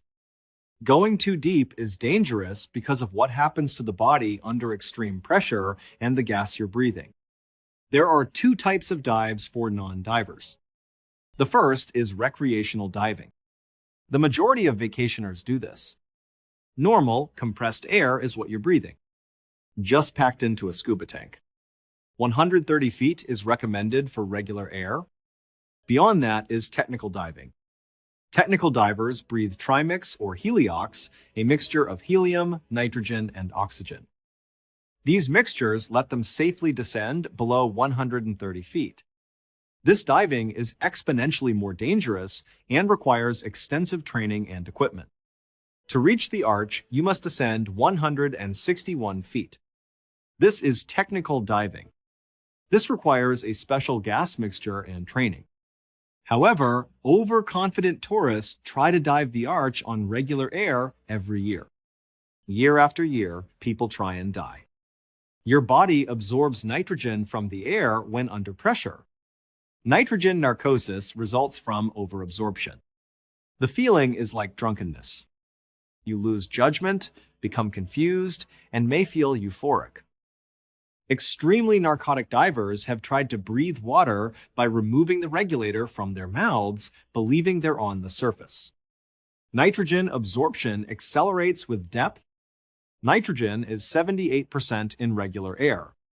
Thus, breathing regular air below 130 feet increases your risk of becoming dangerously narked. Even oxygen can become toxic at depth. Pressure affects our body's processes. This can cause convulsions and blackouts. Without help, you'll drown. Common air has 21% oxygen, which is high under pressure. Thus, diving deep on regular air greatly increases oxygen toxicity risk. To clarify, you can dive to 121 feet on regular air, swim through the arch, and survive. However, you are exceeding the human body's limits. Below 200 feet in regular air, survival is nearly impossible. If you tried this, you would need to laser focus your depth gauge during your descent to avoid missing the entrance and falling into the deadly zone below. Yuri went to the blue hole's edge earlier in the day. His local diving instructor was TK Omar. He asked TK to guide him to the arch and film his dive. TK said he could, but with restrictions. He told Yuri he needed 2 weeks of intensive training to qualify for that dive. He also advised him to use a different gas mixture and equipment. Yuri frowned. He said he was flying to Moscow in 2 days. He had to dive now. He asked if they could do it today or tomorrow. Shaking his head, TK. No, that's not how it works. TK knew the risks better than most. At the Blue Hole, TK worked a grimmer job besides teaching diving. He was sent to the bottom to retrieve the bodies of inexperienced or arrogant divers who tried the arch and never returned. No official count, but the local diving community estimates that 200 people have died in the Blue Hole in the last decade, earning it the nickname Divers Cemetery. Yuri persisted after TK rejected her. He thanked him and asked several local diving instructors. Next day or two, can you take me to the arch? Each one gave him the same answer. No, not without proper training and gear. After being rejected by everyone, Yuri gave up and left. Later that day, the owners of the small cafes on the Blue Hole Cliffs saw a young man walk alone to the water. He carefully donned his scuba gear. He secured a large video camera to a helmet. After preparing, he looked around, walked to the edge, and jumped into the Blue Hole. Submerged, he vanished. That man was Yuri. A few days later, Yuri's Moscow family panicked. He missed his flight. They couldn't reach him. They reported him missing. After contacting Egyptian authorities, TK Omar was contacted. They needed him to check the Blue Hole for Yuri. TK prepared and dove into the dark water. He reached the bottom. He found Yuri face down on the sandy floor. They discovered something shocking when they brought Yuri's body up. His helmet camera ran continuously. He recorded his last moments. Check out Yuri's chilling final video online. This describes what it shows. He jumped in after positioning the camera on his head and pressing record. It was later confirmed that his tanks contained regular air. The camera goes underwater and shows Yuri sinking quickly into the dark blue abyss. His breathing initially sounds calm and regular. He appears calm. The descent appears controlled but rapid. But then you hear hissing. Yuri is using his buoyancy compensator. Divers can sink, float, or stay neutral with this inflatable vest. The air was leaking out as he tried to inflate it to slow down. BC was failing. His descent was unstoppable. Yuri now wore a diving weight belt. Every certified diver knows weight belts have quick-release buckles. If you need to surface quickly in an emergency, drop your weights. One of your first lessons. Yuri was panicking. He never got his weight belt because he was so focused on fixing his BC. So he kept sinking. At 181 feet, he sped past the arch entrance. He was over 200 feet. He continued to the bottom, hitting the seafloor at 392 feet. The Blue Hole's bottom slopes. It slopes down to a sea opening where the wall drops thousands of feet. The camera shows him sliding down this slope. He rolls over and claws at the sand and mud to avoid falling out of the Blue Hole into the void. He anchors in the dirt finally. Everything stops for a moment. From the footage, he appears to be looking around, but is clearly confused and disoriented. His body limps. Due to extreme nitrogen narcosis or oxygen toxicity, he may have pulled his regulator out of his mouth and drowned or blacked out and dropped it. Whatever, his tragic solo journey ended. 27-year-old Aaron Ralston visited Utah on the 25th of April 2003. The avid outdoorsman planned to spend the weekend exploring Canyonlands National Park's remote beauty. He slept in his truck that night and woke up around 9:15 the next morning, a clear Saturday. He rode his mountain bike 15 miles to Blue John Canyon's head. The 11-mile slot canyon was stunning, with narrow spots where you could touch both walls. It was the adventure Aaron craved. His bike was locked up, and he hiked down the canyon alone. At 2:45 p.m., Aaron was deep in the gorge 6 hours later. He reached a narrow section about 3 feet wide with a 100-foot drop to the desert floor. He intended to chimney through, placing his feet on one wall and his back against the other and shuffling. A massive 800-pound boulder fell from the canyon wall above him as he descended into this narrow passage. It collapsed. Aaron dropped down immediately to avoid the situation. Although he avoided crushing, the boulder hit his right forearm and pinned it against the canyon wall.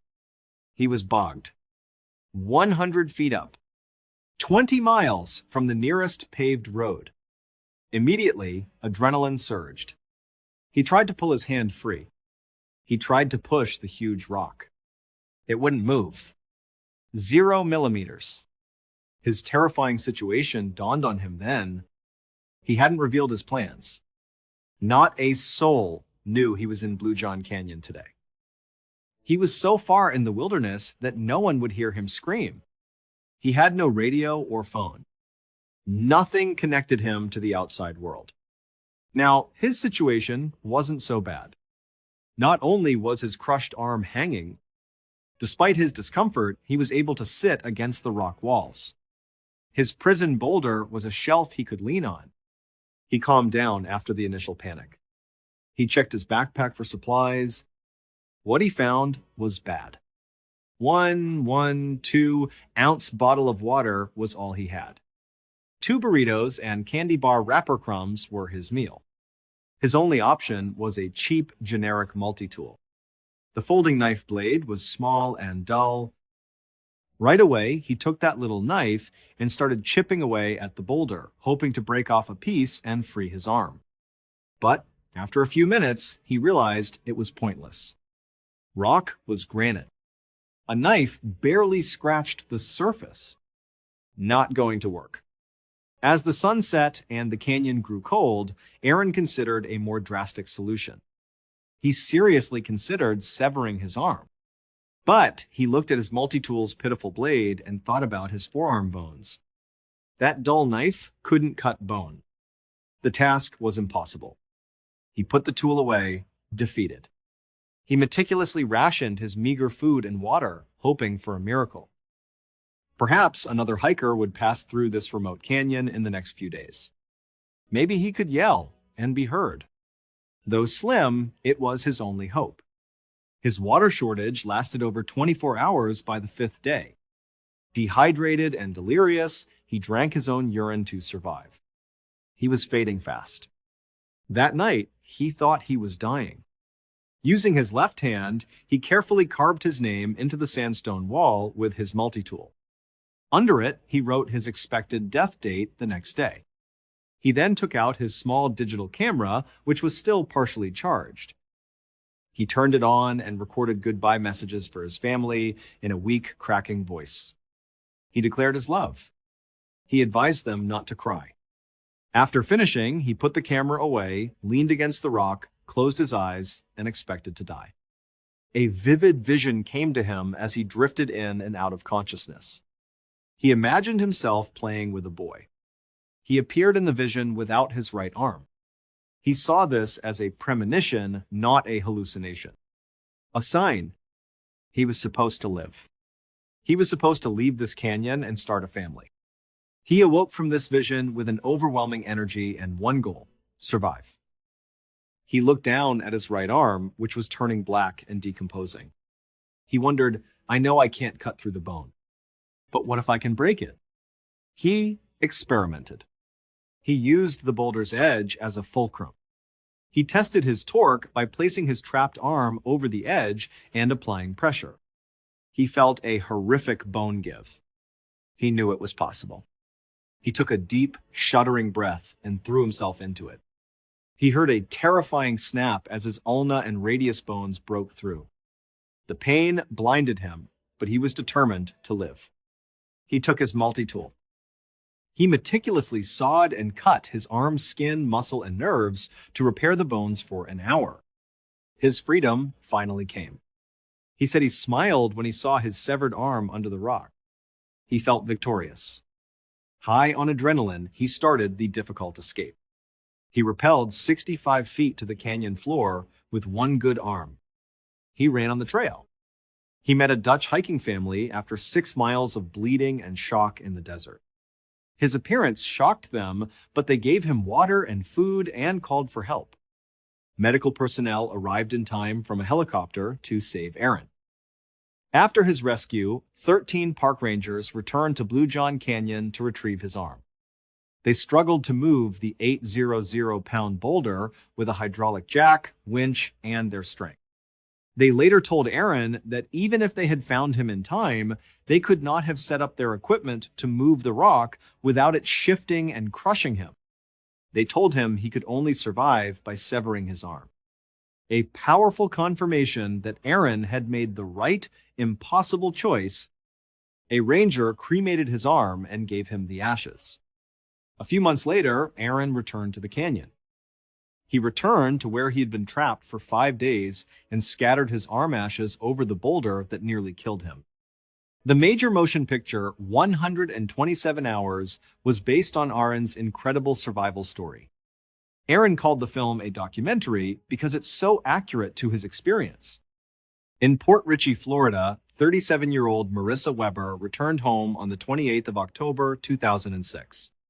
Her mom was greeted as she entered the front door. Though she didn't hear a response, she could hear her mother cooking dinner. Marissa crossed the living room to greet. The family's small house was crowded with belongings. One of their many cats ran through the living room after Marissa took 2 steps in. As it ran past, up to the wall, and stopped, she almost tripped. It stood frozen, staring at the baseboard as if seeing something. Immediate irritation gripped Marissa. She knew what the cat was doing. She had been hearing noises for weeks. Scurrying and scratching from walls and ceiling. The house had rats. Now this cat was clearly focused on one. The whole situation stressed Marissa.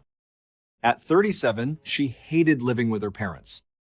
The rat infestation disgustingly reminded her of her situation. Trapped, she felt. She started taking anti-anxiety and antidepressants because her anxiety was so bad.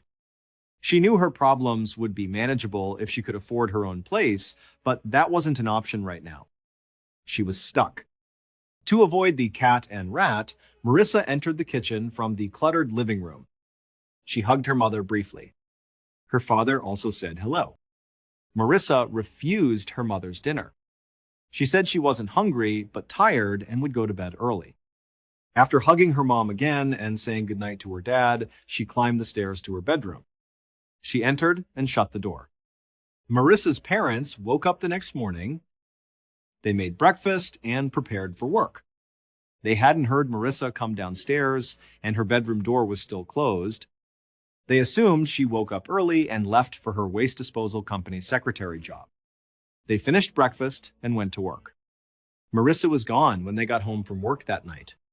Her bedroom door was closed and her car wasn't in the driveway. They weren't worried yet. They assumed she left for work early, returned home early, and went straight to her room. She was an adult. She was entitled to privacy. They hadn't heard anything from her room all night. No TV, music, or movement. Her mother's worry increased. Walking upstairs, she knocked on Marissa's door. No response. Again, she knocked louder. Still nothing. Finally, her mom turned the knob and opened the door slowly. The room was empty. Parents became worried. She was absent yesterday evening, this morning, and tonight. Again, their daughter was 37.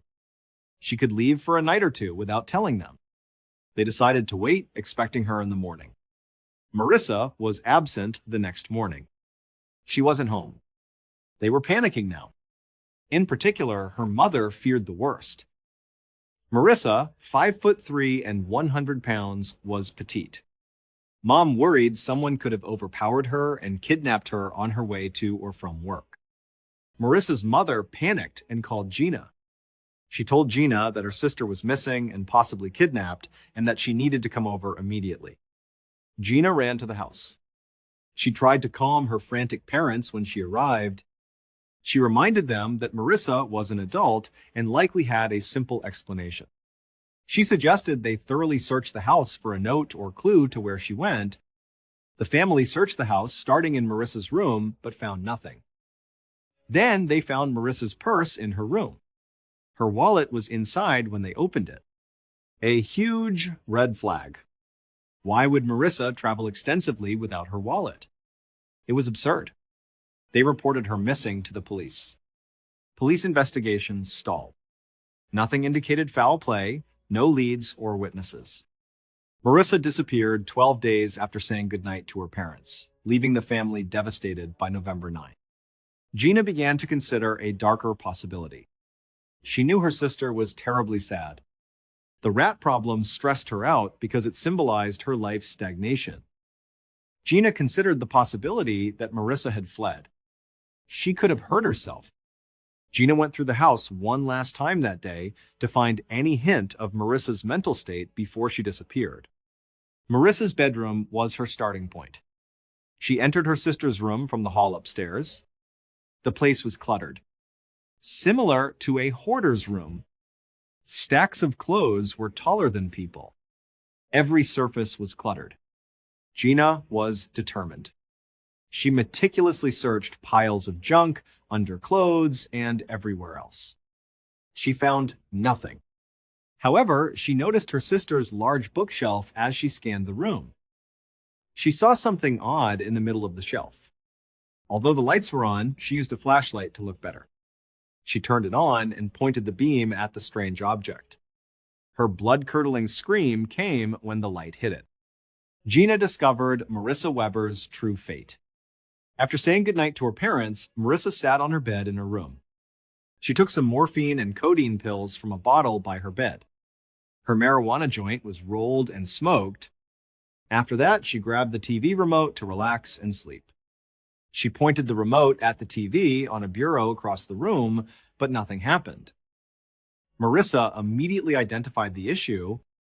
TV likely unplugged from wall. It happened frequently. Moving around in her packed room often caused things to hit the bureau, jiggling the plug loose. But the outlet wasn't behind the bureau.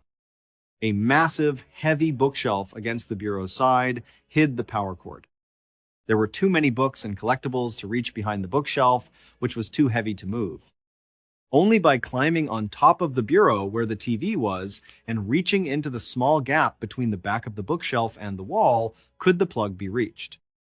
Marissa, likely high from her drugs, climbed onto the bureau. She leaned over and searched behind the 6-foot bookshelf for the plug. Just out of her reach. She leaned farther and farther until she grabbed the plug. While pushing it back into the wall socket, she lost her balance and fell. Head first, she fell into the tiny dark space behind the bookshelf, getting stuck between it and the wall. Why she didn't call for help is unknown. Maybe the drugs made her too confused to realize the danger. Maybe she was embarrassed. Her first crucial moments were silent for some reason. Tragically, too much time upside down starts a terrible process. The upper body receives all blood. Head pressure rises. The most dangerous part is that the heavy organs and pooled blood press on the lungs, making breathing difficult. Taking a deep breath is necessary to project your voice. You can't yell for help. After a few moments, Marissa realized she was stuck and likely couldn't breathe loud enough for her parents downstairs. She was alive and trapped upside down behind that bookshelf for 1 or 2 days. She probably saw her family members entering and exiting her room, calling her name. She could not physically alert them. No sound came from her. She died of positional asphyxia. Her family later said they heard noises in her room during their search. However, they resembled the rats scratching and scurrying in the walls. No one knew it was likely Marissa, still alive, desperately moving behind the bookcase to get their attention. A strange smell developed in the room after she died. Again, they blamed the room's mess and rat problem. On November 9th, Gina saw something strange behind the bookshelf in the room. She saw her sister's foot. After shining the flashlight on it and scanning down, she was horrified to find her sister's body there all along. 28-year-old Mike Barnett woke up in his Hull home on the 25th of June, 2007. He heard heavy rain on the roof first. He rolled out of bed grumbling. He and everyone in Hull were sick of it raining like this for a month. He groaned for another reason. He knew he had to work at a tropical fish store on his day off. Behind the store was a notoriously bad draining street. When it rained hard, leaves and debris clogged the storm drain, flooding the street. Mike's fish store boss was old. Mike knew his boss would try to clean the drain himself. Mike considered it his duty to assist. He knew his boss was too old for that kind of work, especially in a storm. Mike got dressed and ate breakfast quickly. He then quietly left the front door. Not waking his live-in dad was his goal. Mike and his dad were always close, but Mike's mother's death brought them closer. They loved living together. Mike knew his father was also protective. He knew his father would never let him clear a flooded storm drain in this dangerous storm. It was risky, and Mike didn't want that argument. He left the house without his dad hearing him.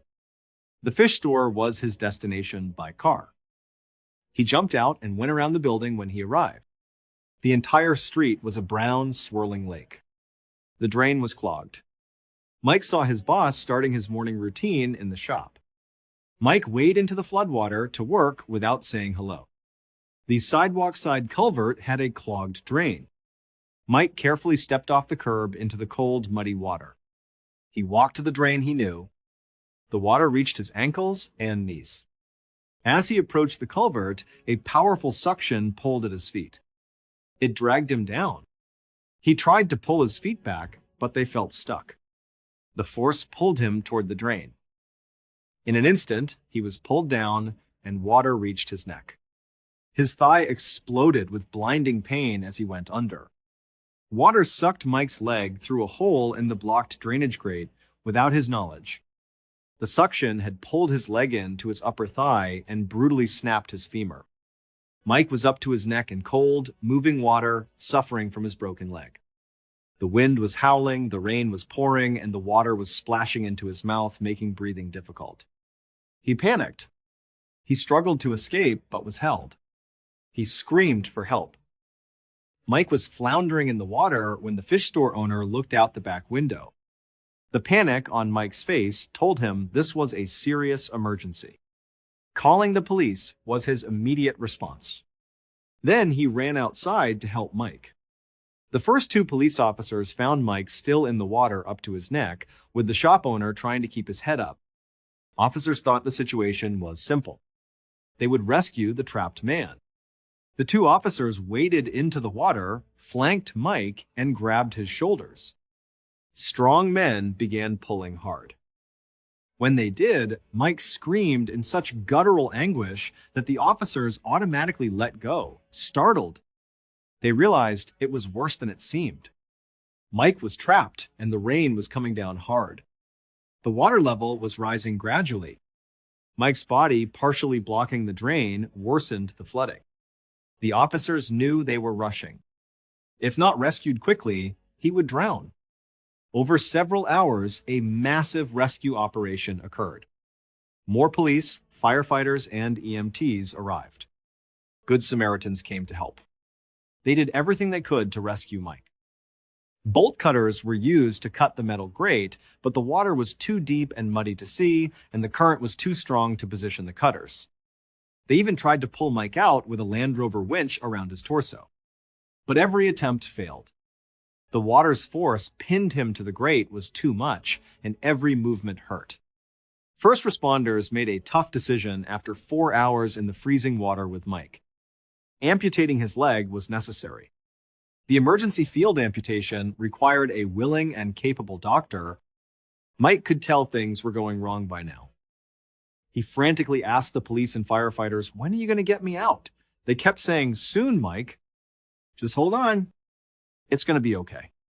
Meanwhile, the shop owner reached Mike's dad. Mike's father arrived at the chaos while waiting for the doctor. He pushed through the crowd, screaming, "I'll get my son out," but stopped when he saw his son. The sight was awful. Mike was up to his chin in water. Behind him, a rescue diver held his head up to prevent him from submerging. Mike had deathly pale skin, unfocused eyes, and a blank, vacant expression, as if he wasn't there. A wall of police officers rushed over to Mike's dad, blocking him. He was told they were trying everything. They told him to return home. Mike's dad knew he couldn't be near his son, even though he didn't want to. After losing, he went home without speaking to Mike. Mike's dad turned on the TV at home. Local news broadcast the rescue attempt live. He watched his son's life hang in the balance on his living room screen. Mike's dad watched his son die on live television a few minutes later as the camera zoomed in. When the doctor arrived with the special saw to amputate his leg, it was too late. In the freezing water for over 4 hours, Mike died of hypothermia. Many thanks for viewing. Comment your thoughts about today's episode. And remember, you can binge on our true crime playlist right now. Till next time. See you. In 1980, a 28-year-old American man disappeared deep in the Amazon jungle while searching for a lost city that many people believed didn't even exist. Nearly 10 years later, his sister received a letter from a German detective warning her that multiple people searching for this same city had also vanished and that someone in the jungle might be killing them. But that was only the first story. Because tonight's episode is about people who believed in something so completely that it slowly led them toward obsession, isolation, and ultimately tragedy. One afternoon in November of 1980, a 28-year-old man named John Reed was sitting at a small table on the veranda of a remote hotel in the tiny Brazilian village of Barcelos. Reaching this place had not been easy. It required a 2-day boat ride up a winding river from Manaus, the largest city in the Amazon. Sitting across from John was a man he had traveled thousands of miles to meet, the legendary tribal chief known as Tatanka. According to a controversial book written by a German journalist, Tatanka was supposedly the only living person who had ever visited the lost underground city of Akakor and returned alive. Most people believed the story was complete fiction. John Reed did not. For years, he had dreamed of coming to the Amazon. And now, after traveling thousands of miles into the jungle, he was finally sitting face to face with the man who claimed to know where Akakor was hidden. Barcelos and Tatanka were a world away from where John had grown up.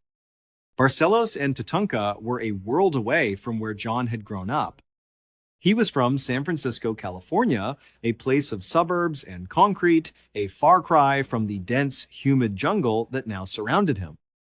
But even as a kid growing up there, he had harbored this deep, persistent dream of coming to the Amazon. And not just to see it, but specifically to meet this man, Tatanka. So, for John, sitting here felt completely surreal. He had actually done it. He had made his dream a reality. And if things continued to go the way he hoped, he might never have to go back to America at all.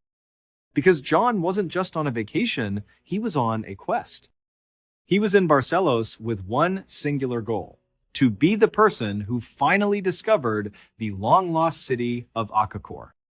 The very existence of this city was the subject of intense debate. There was almost no historical or archaeological record to prove it was real. In fact, pretty much all the information about it came from a single book called The Chronicle of Akakor, written by a German journalist named Karl Brugger. According to Karl's book, Akakor wasn't just some ancient ruin, it was the capital city of a civilization that was over 12,000 years old. He compared them to the Incas or the ancient Egyptians, a vast empire with technology and knowledge that was extremely advanced for its time. But Carl claimed that the people of Akakor were superior, that they were literal descendants of gods who had come from the sky. And when European colonizers arrived in the Amazon centuries ago, the people of Akakor hadn't been wiped out like so many other indigenous groups. Instead, they had retreated, moving their entire civilization into a massive network of underground tunnels and cities. It was there, hidden beneath the jungle floor, that they had rebuilt their capital and concealed themselves from the modern world. The legend even said they were still living there right now, guarding a priceless treasure that had been gifted to them by their divine ancestors. Now, most academics and historians dismissed Carl's book as pure fiction. They said the author had just invented this elaborate story to sell books and make a name for himself, but John Reed paid no attention to the skeptics. Any small doubts he might have harbored had completely vanished the moment he laid eyes on Tatanka Nara. You see, Tatanka wasn't just some famous local chief who knew the jungle inside and out. More importantly, at least to John, he was a key figure interviewed in Carl's book. The book described him as the only known living person who had actually been to the hidden city of Akakor. And now, here he was, in the flesh, sitting right across from John, looking every bit the part of an Amazonian chief. He wore a simple loincloth, and on his chest was the distinctive turtle tattoo that the book had described in detail. For John, this was definitive proof. If Tatanka was real, then everything else in that book had to be real too. But right now, the conversation had stalled. Both John and Tatanka were silent, which was unusual. Normally, their meetings were filled with energy, with Tatanka telling John incredible stories about Akakor, describing its wonders in his heavily accented broken English. But just hearing the stories wasn't enough for John anymore. He wanted to see it for himself. He wanted to know where Akakor was. So far, Tatanka had been evasive. He'd explained that the people of Akakor wished to remain hidden, that their very survival depended on their secrecy, and that he, as their trusted friend, could not betray their location. But today felt different. A few minutes ago, John had asked him again, more directly this time, about being taken to Akakor. And ever since then, Tatanka had been sitting in this deep, contemplative silence, as if he was finally weighing whether or not to reveal the secret. John waited patiently, not wanting to break the spell. As he sat there, the silence was so intense, he felt he could almost feel Tatanka's ancient wisdom radiating off of him. And then, finally, in his soft, fragmented English, Tatanka began to speak. Almost 9 years later, on a spring evening in 1989, John's sister, a 35-year-old woman named Sandy Reed, pulled her car into the driveway of her home near San Francisco. She got out to check the mail, feeling tired and worn out from her day job in sales. She reached into the mailbox and pulled out a stack of envelopes, sorting through them mindlessly as she walked toward her front door. But then, the return address on one of the letters caught her eye and made her stop in her tracks. The letter was postmarked from Germany. Sandy didn't know anyone in Germany. She had no friends or family there, so she couldn't imagine what it could be. With a growing sense of unease, she ripped open the envelope. As her eyes moved across the lines of text on the page, her hands began to shake. The letter was from a German detective. He was writing to her about her brother, John. The detective wrote that they had reason to believe something terrible had happened to him. John, her adventurous brother, had left for Brazil almost a decade ago on his quest to find the lost city of Akakor. For all those years, Sandy and her parents had not heard a single word from him since he left. During the first couple of weeks of his trip, he had been a fairly regular correspondent, sending letters home describing his excitement and the strange new world he was in. But then, in late 1980, the letters had just stopped. And after that, there was only silence. Of course, Sandy had worried about him. The Amazon jungle was a dangerous place, and John was out there on his own. But at the same time, she hadn't been completely surprised that he'd gone silent. She and her parents knew better than anyone how obsessed John was with Akakor. He hadn't just wanted to go on an adventure and find some lost city. His plan was to find it and never come home. He wanted to leave his old life behind and stay in the jungle forever. So, the family had created a narrative to cope with his absence. They told themselves that he had probably succeeded. Maybe he had found Akakor, or perhaps he'd just found another village, another tribe that had welcomed him in. Either way, they believed that John was simply living the new life he had always wanted, somewhere deep in the jungle, and that was why he hadn't been in touch. For nearly 10 years, that was the story they told themselves. But now, as Sandy stood there reading this letter from a German detective, that entire story, her whole understanding of what had happened to her brother, was shattered in an instant. She was suddenly filled with a confusing mix of panic and utter confusion. First, there was the terrifying idea that John was in serious trouble, or worse. But second, why were the German police looking for him? Why wasn't it the American authorities? As she read on, her eyes scanning the page frantically, she found the answer. The detective explained that they were investigating the death or disappearance of not just John, but at least 3 other people, one of whom was a German citizen. And all of these individuals had apparently been lured into the Amazon by the very same book, the one about a lost city called Akakor. This book, the detective stated plainly, was a complete fabrication. Akakor was not a real place. It was a myth. But the detective believed that someone in Brazil was using this myth as a trap, killing the people who came looking for the non-existent city. He went on to say that his investigation had hit a wall. The Brazilian authorities were being extremely uncooperative, and he was not being allowed to travel to Brazil to gather evidence or interview witnesses. He was effectively stuck, unable to move the case forward. He was writing to her simply to let her know that they were looking into her brother's disappearance and that they suspected foul play. By the time Sandy finished the letter, she felt a powerful, overwhelming urge to act. If the German police couldn't go to Brazil, then maybe she could. Later that same year, in June, Sandy arrived in the bustling city of Manaus, deep in the Amazon, and checked into a small hotel. She knew from John's last letters sent all those years ago that this was the general area where he had been before he disappeared. Her plan was loose, but her determination was firm. She was going to turn this city upside down and find out what happened to her brother. It was a monumental task, of course. Manaus is a huge, sprawling city.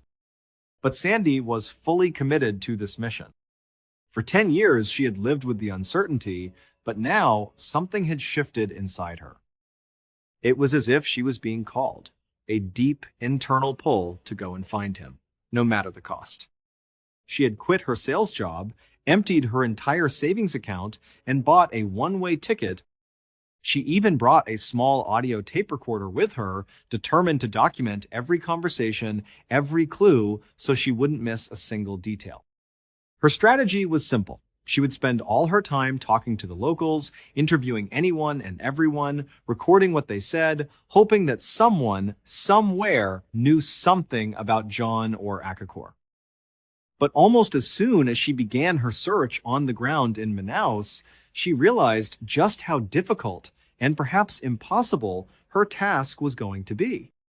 It had been nearly a decade since John had gone missing. When she met with the local Brazilian law enforcement, they were polite but unhelpful. They had almost no information about his disappearance and couldn't offer her any useful leads. When she spoke to the local residents, she was met with a flood of endless rumors, none of which came with any real evidence. And to make matters worse, all the rumors contradicted each other. One person told her that a white man matching John's description had been seen just recently on the outskirts of the city. But then another person would claim that John had been shot and killed years ago and his bones had been found deep in the jungle. Then a third person would dismiss both stories, insisting that John had simply found an indigenous tribe, not the people of Akakor, but another one, and had chosen to live with them, cutting himself off from the outside world. Despite the conflicting information, there was one common thread, one reaction that almost everyone had when she brought up her brother's quest: fear. Every time Sandy mentioned the name Akakor, people would immediately clam up. Their expressions would change, their voices would lower. They were clearly scared of something connected to that name.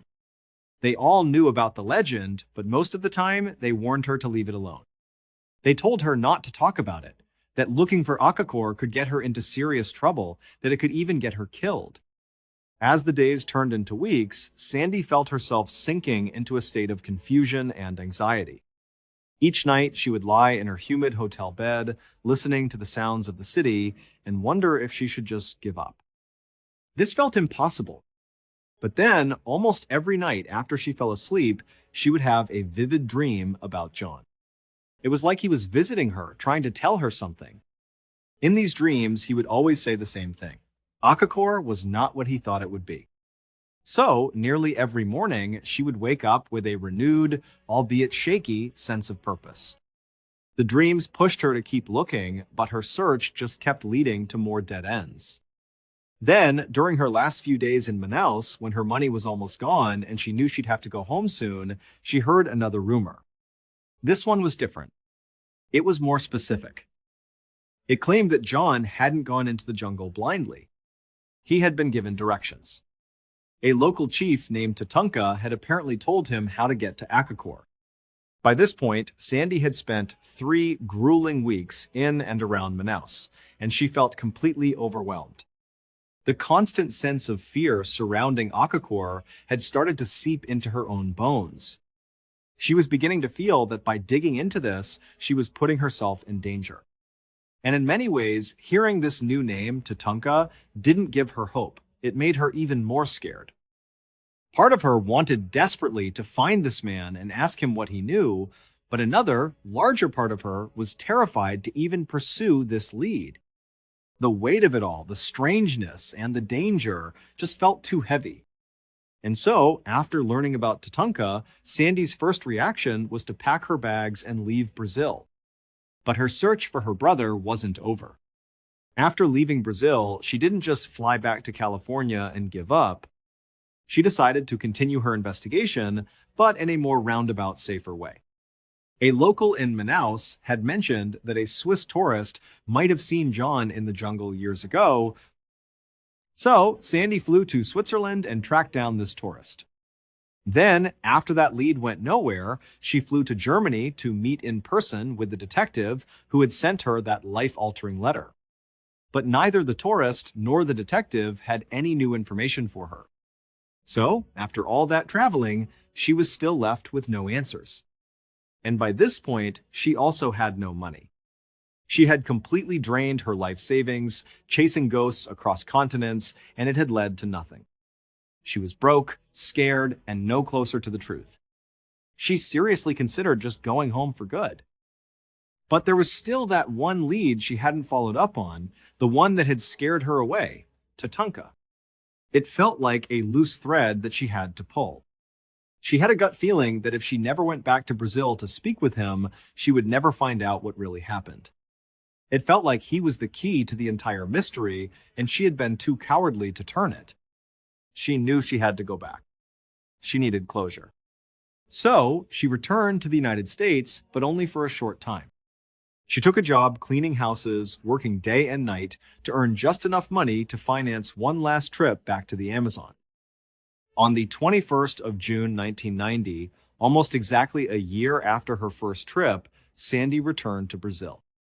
This time, she took a small propeller plane to the village of Barcelos, which she had learned was Tatunka's home base. And this time, she wasn't alone. She brought backup, a documentary producer, and a reporter. She felt much safer traveling with the team, but she also hoped that by bringing media attention to the case, she might finally get some real resources and help in finding her brother. When their small plane landed at the rundown airport, Sandy and her team stepped out into the oppressive heat and walked into the tiny village. In the time she'd been back in America, Sandy had done her research. She knew that Carl Brugger's book, the one that had sent her brother on his fatal quest, had actually created a small but steady tourism economy in Barcelos. People from all over the world came here to talk to Tatanka and try to find Akakor. But as far as Sandy could tell, looking around the village, that tourist boom hadn't done much for the local people. The village was dusty, and the houses were mostly run-down shacks. She had read that only about 3,000 people lived there, and between all of them, there was only a single telephone. As her group wandered through the village, looking for someone to give them directions, Sandy spotted a woman hanging laundry on a line outside her home. Sandy approached her and asked if she knew where she could find Tatanka. The woman nodded immediately, which was what Sandy expected. She now knew a lot more about Tatanka. She knew he was a renowned local figure, a chief who had once guided an expedition for the famous explorer Jacques Cousteau. He was also considered a local hero. There was a story that he had once saved the lives of a dozen Brazilian soldiers after their plane crashed in the jungle. Because of this, the country's secret service was supposedly indebted to him. And of course, he was the star of the Chronicle of Akakor, the only man who knew the city's location. More recently, however, Tatanka had settled into a quieter life, running a small hotel and giving boat tours to tourists along the Rio Negro. The woman gave Sandy directions to Tatanka's hotel. As Sandy and her team made their way deeper into the village, she felt a strange mix of excitement and dread. There was something about finally meeting this man that felt incredibly heavy, like she was approaching the final chapter of a book she wasn't sure she wanted to finish. Eventually, they arrived at what looked like an isolated hotel surrounded by a high wooden gate. And there, sitting on the veranda, was a lean, shirtless man with a prominent turtle tattoo on his chest. Sandy knew instantly from the tattoo that it had to be him. That was Tatanka. As Sandy and her crew opened the gate and walked toward him, she pulled out a photograph of her brother. She held it up and began to explain in a trembling voice why she was there. Tatanka just listened at first, watching them approach with a calm expression. But as he started to understand what she was saying, a small smile formed on his face. And in his broken English, he told Sandy that he was surprised she hadn't come to see him sooner. But Sandy didn't smile back. Because as she stared at the man in front of her, all she could think was how wrong it all was. Tatanka's face, the way he spoke, his accent, the way he carried himself, none of it made any sense at all. It turned out those dreams Sandy had been having, the ones where her brother John appeared to her and warned her that Akakor was not what he thought it would be, were absolutely correct. Akakor didn't exist. But it wasn't just a fictional city created by an author to sell books. The truth was much stranger and much more sinister than that. Karl Brugger's entire book was based almost exclusively on the stories told to him by Tatanka Nara, the legendary Amazonian chief who was now standing right in front of Sandy. But the man in front of her was not a chief of any tribe. In fact, he wasn't even from the Amazon. He wasn't indigenous at all. In reality, the man who had been parading around as Tatanka Nara for decades was just a German man named Günther Hauck. He had fled Germany in the 1960s to avoid paying child support to his ex-wife. When he arrived in the Amazon, he needed a way to blend in and support himself, but he didn't speak the language and he had a very thick German accent. So, he invented an entire identity. He created a fantastic, made-up story about a long-lost civilization he claimed to be descended from. The entire legend of Akakor was a lie he created just so he could hide from his responsibilities back home. But the problem was, his lie worked too well.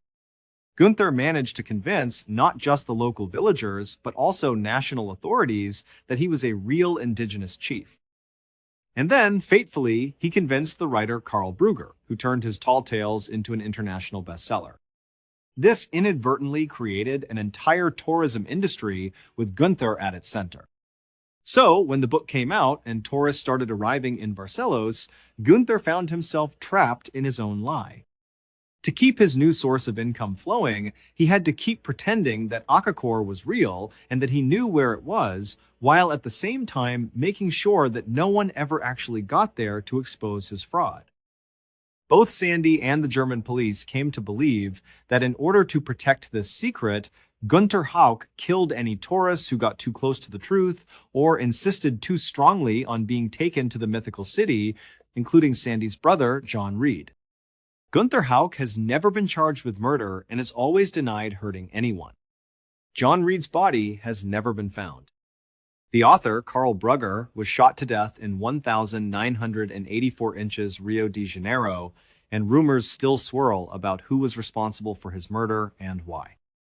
As of 2024, Gunther Hauck was confirmed to be alive, still living in Barcelos, and still insisting that the city of Acacor is real. And to this day, adventurers and explorers still travel to Barcelos, hoping to be the one to finally find it. On the night of the 14th of November, 1994, a 6-year-old man named Dwight Finley was driving his pickup truck up a snowy, single-lane highway deep in the mountains of Oregon. It was late at night, but Dwight was wide awake, his focus absolute. It was taking every single ounce of his concentration just to keep the truck on the road. A heavy snow was falling, blanketing everything in white, and the road beneath his tires was a treacherous sheet of ice. To make matters even more difficult, Dwight was towing a large camper van behind his truck. The heavy van kept sliding and fishtailing on the slick surface, causing the whole rig to feel unstable and on the verge of losing control. As he drove, his knuckles white on the steering wheel, the only thought in his head was what a terrible mistake he had made by taking this route. Dwight was a traveling salesman. His business was selling high-end camper vans, which is why he had this demo model hitched to his truck. He would drive it from city to show off to potential clients. He had just finished a sales trip in the coastal town of Coos Bay, Oregon, and was now on his way to his next appointment in Grants Pass in the southern part of the state. The drive should have been a straightforward 2.5 hours. But Dwight had decided to take a longer, more scenic route that cut through a remote and mountainous national forest. He had imagined a peaceful, tranquil drive surrounded by the lush, stunning scenery of the Oregon wilderness. Instead, he was now trapped in a full-blown blizzard, fighting his way up a steep, heavily forested mountain pass with a sheer cliff dropping off on one side of the narrow road. This would have been a harrowing experience for any driver, but for Dwight, he was especially out of his element. He was originally from sunny Los Angeles, California. He had never driven in conditions like this in his life. He had only recently moved to Montana that past summer with his fiancée and 2 children. And while Montana was known for its harsh winters, he hadn't actually experienced one yet. So this was his first real taste of a severe winter storm, and he was learning to drive in it on the edge of a cliff. But Dwight was a deeply religious man. And so, as the stressful drive sent his heart rate soaring, he began to pray. He just prayed quietly to himself, asking for safety and guidance to get through this. For a while, it seemed to be working.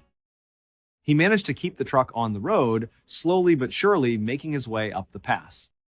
He started to think he was going to make it through after all. But then, inevitably, his truck began to slide on a patch of ice. In a moment of panic, Dwight slammed on the brakes as hard as he could, which was the worst possible thing to do. It caused the vehicle to slide even more violently. The next few seconds were a chaotic blur of snow, darkness, and spinning trees. He was certain he was about to go over the cliff. But then, after what felt like an eternity, his truck slammed to a halt, crashing into a large snowbank on the side of the road. And just like that, everything went quiet and still. For a moment, Dwight just sat there, completely stunned. His heart was hammering against his ribs, and his entire body was trembling with adrenaline. After a few minutes passed, and he was able to catch his breath, he started to assess the situation. The first and most important thing was that he hadn't gone off the cliff. That was a huge relief. He had survived. He checked himself over for injuries, and amazingly, he seemed to be completely unharmed. From where he was sitting, it looked like his truck was probably okay too. The exterior might be a little dinged up from hitting the snowbank, but it seemed he had just slid off the road into deep snow. To Dwight, it felt like nothing short of a miracle. He immediately felt that his prayers had been answered. God had been looking out for him and had saved his life. But his relief was short-lived. When DeWitt shifted his truck into reverse and tried to back out of the snowbank, the tires just spun uselessly. They couldn't get any traction in the deep, soft snow. He realized that while he had survived the crash, he was now stranded deep in the wilderness of the Oregon mountains, in the middle of a blizzard. It was the middle of the night. He didn't have a cell phone or a radio, so he had no way to call for help. He hadn't been expecting to get stuck, so he had packed no extra food or water. He had no emergency provisions at all. And he hadn't seen another car on this road for a very long time, so he had no idea if anyone else ever used this route, especially in the winter. And to top it all off, no one knew he was here. He wasn't supposed to be on this road, so if anyone came looking for him, this would be the last place they'd check. Just as panic began to well up inside him again, DeWitt took a deep breath and said another prayer. He reasoned that God had already saved him once tonight, and he just had to trust that he would do it again. Somehow, DeWitt managed to calm himself down enough to eventually fall asleep. When he woke up the next morning, it was immediately clear that his situation had gotten worse. It was still snowing outside, and it had obviously been snowing all night long. His truck was now buried much more deeply in the snow. The snowdrifts came all the way up to the bottom of his windows. There had to be multiple feet of new snow on the ground. DeWitt started the truck again and put it in reverse, hoping that maybe he could get out now. It was a long shot, and as soon as he hit the gas, the tires just spun again. He hadn't moved an inch. Now that it was daylight, he thought he might be able to look around and spot a house, a cabin, or any sign of civilization in the distance that could give him a sense of where he was. But when he looked out his window, all he could see in every direction was a uniform sea of white. Just trees and snow. He couldn't even see the road anymore. He had gotten so turned around during the crash that he had no idea which way it was. He was just lost in a whiteout. DeWitt tried his best not to panic. Instead, he focused on taking stock of what he did have. He began looking around the cab of his truck for any useful supplies. He found he actually had a few things that could help. There were some cushions and a sheet in the cab, so he could make a makeshift bed for himself. He could use the truck's heater to stay warm and to melt snow for drinking water, though he knew he'd have to be very careful not to use up all his fuel. Of course, he also had the entire camper attached to the back of his truck. In a situation like this, you would think that would be a huge advantage. You could just live in the camper until you were rescued. But DeWitt knew this wasn't a real camper. It was a demo model. It was completely empty inside. It was just a shell with no furniture, no heat, no supplies, nothing. It wasn't going to be much help. But after DeWitt finished this mental inventory of his meager supplies, a strange sense of calm washed over him. He felt that he had enough to keep himself alive for a little while, and he was confident that in that time he would be found. He decided he would just have to leave it up to God to save him once again. 2 days later, the storm finally passed. But even with the clear skies, the snow didn't melt. And then, a few days after that, another storm rolled in and dumped even more snow and ice on his truck, burying him even deeper. During all this time, DeWitt didn't see or hear a single other car, truck, or snowplow. He came to the conclusion that the remote road he had crashed on was now so completely clogged with snow that it was impassable. But even though DeWitt was getting extremely hungry by this point, he had no food at all. He was still warm and dry inside his truck. And critically, he was staying hydrated. He had been drinking plenty of melted snow. He was surviving. To keep the negative thoughts at bay, the fear of what could happen to him out here alone, DeWitt had started a ritual. He began meticulously crossing off each day in his yearly planning calendar. He also started writing letters. DeWitt always carried pens, paper, and envelopes in his work bag, which he had with him in the truck. So he began writing to the people he loved most, his fiancée, his sons, and even a letter to his boss explaining what had happened and why he had missed his appointments. In these letters, DeWitt didn't sound scared or sad. In fact, he sounded almost rejuvenated, even happy. He wrote about how much love and joy there was in his life and how lucky he felt to have his family. He told his fiancée and his sons not to worry about him.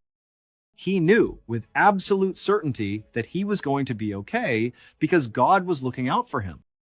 The days turned into weeks.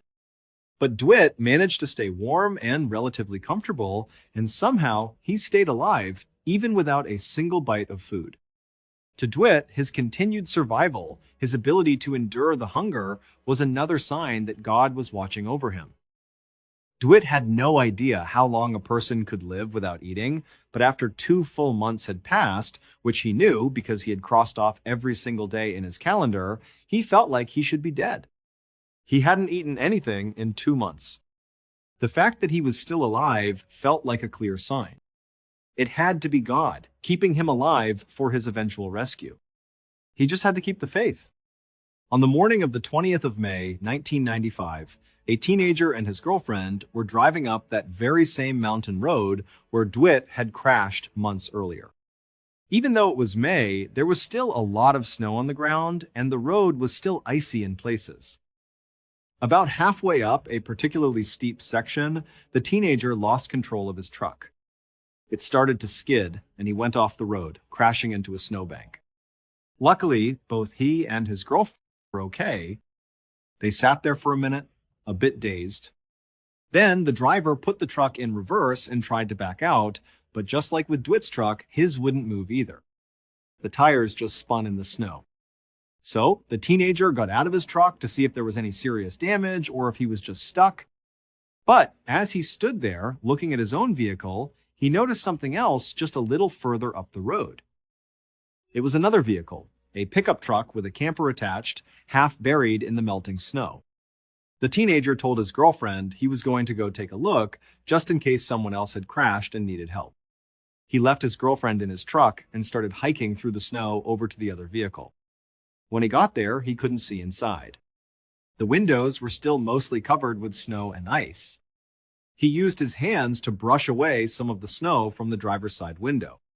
He peered inside, and for a second, he couldn't quite make out what he was seeing. But then his eyes adjusted, and he saw it. And when he did, he gasped and stumbled backward in shock. After DeWitt crashed his truck, he was absolutely certain that he was going to be rescued. He knew he was in an isolated place, but he truly believed that God was going to save him. He felt that God had intervened to keep him from going over the cliff, and now God would intervene again to send help. Because of this powerful, unwavering belief, DeWitt never really left his truck. He might have stepped out briefly to relieve himself, but for the most part, he stayed inside, waiting. Tragically, if he had just gotten out and walked around a little, if he had explored his immediate surroundings, he would have discovered something incredible. Not far from where he had crashed, there was a paved maintenance path. And due to the unique way the wind whipped around that particular side of the mountain, the snow never accumulated on it. It remained clear. Even after the huge blizzards, he would have seen a clear, black, paved path leading down the mountainside, a path that would have taken him right down to civilization and saved his life. But DeWitt was so convinced that if he just waited, help would come to him that he never looked for another way out. And when he began to feel the incredible, agonizing pain of starvation, the very fact that he wasn't dying, that he was surviving for months with no food, it only strengthened his resolve. It became proof to him that God had a plan, that he should be dead, but wasn't. All he had to do was maintain his faith, and he would be saved. In some ways, it was a beautiful and poetic testament to his faith. But ultimately, that same faith led directly to his death. The teenage driver who crashed in almost the exact same spot was looking at DeWitt's truck and camper. And when he had cleared the window and looked inside, he saw DeWitt, deceased, still sitting in the driver's seat. DeWitt Finley had ultimately died of starvation, most likely on January 19th, which was the final day he had crossed off on his calendar. Thank you so much for watching. Let me know what you thought of today's episode in the comments. And remember, we have a whole playlist of true crime episodes ready for you to binge right now. Until next time. See ya.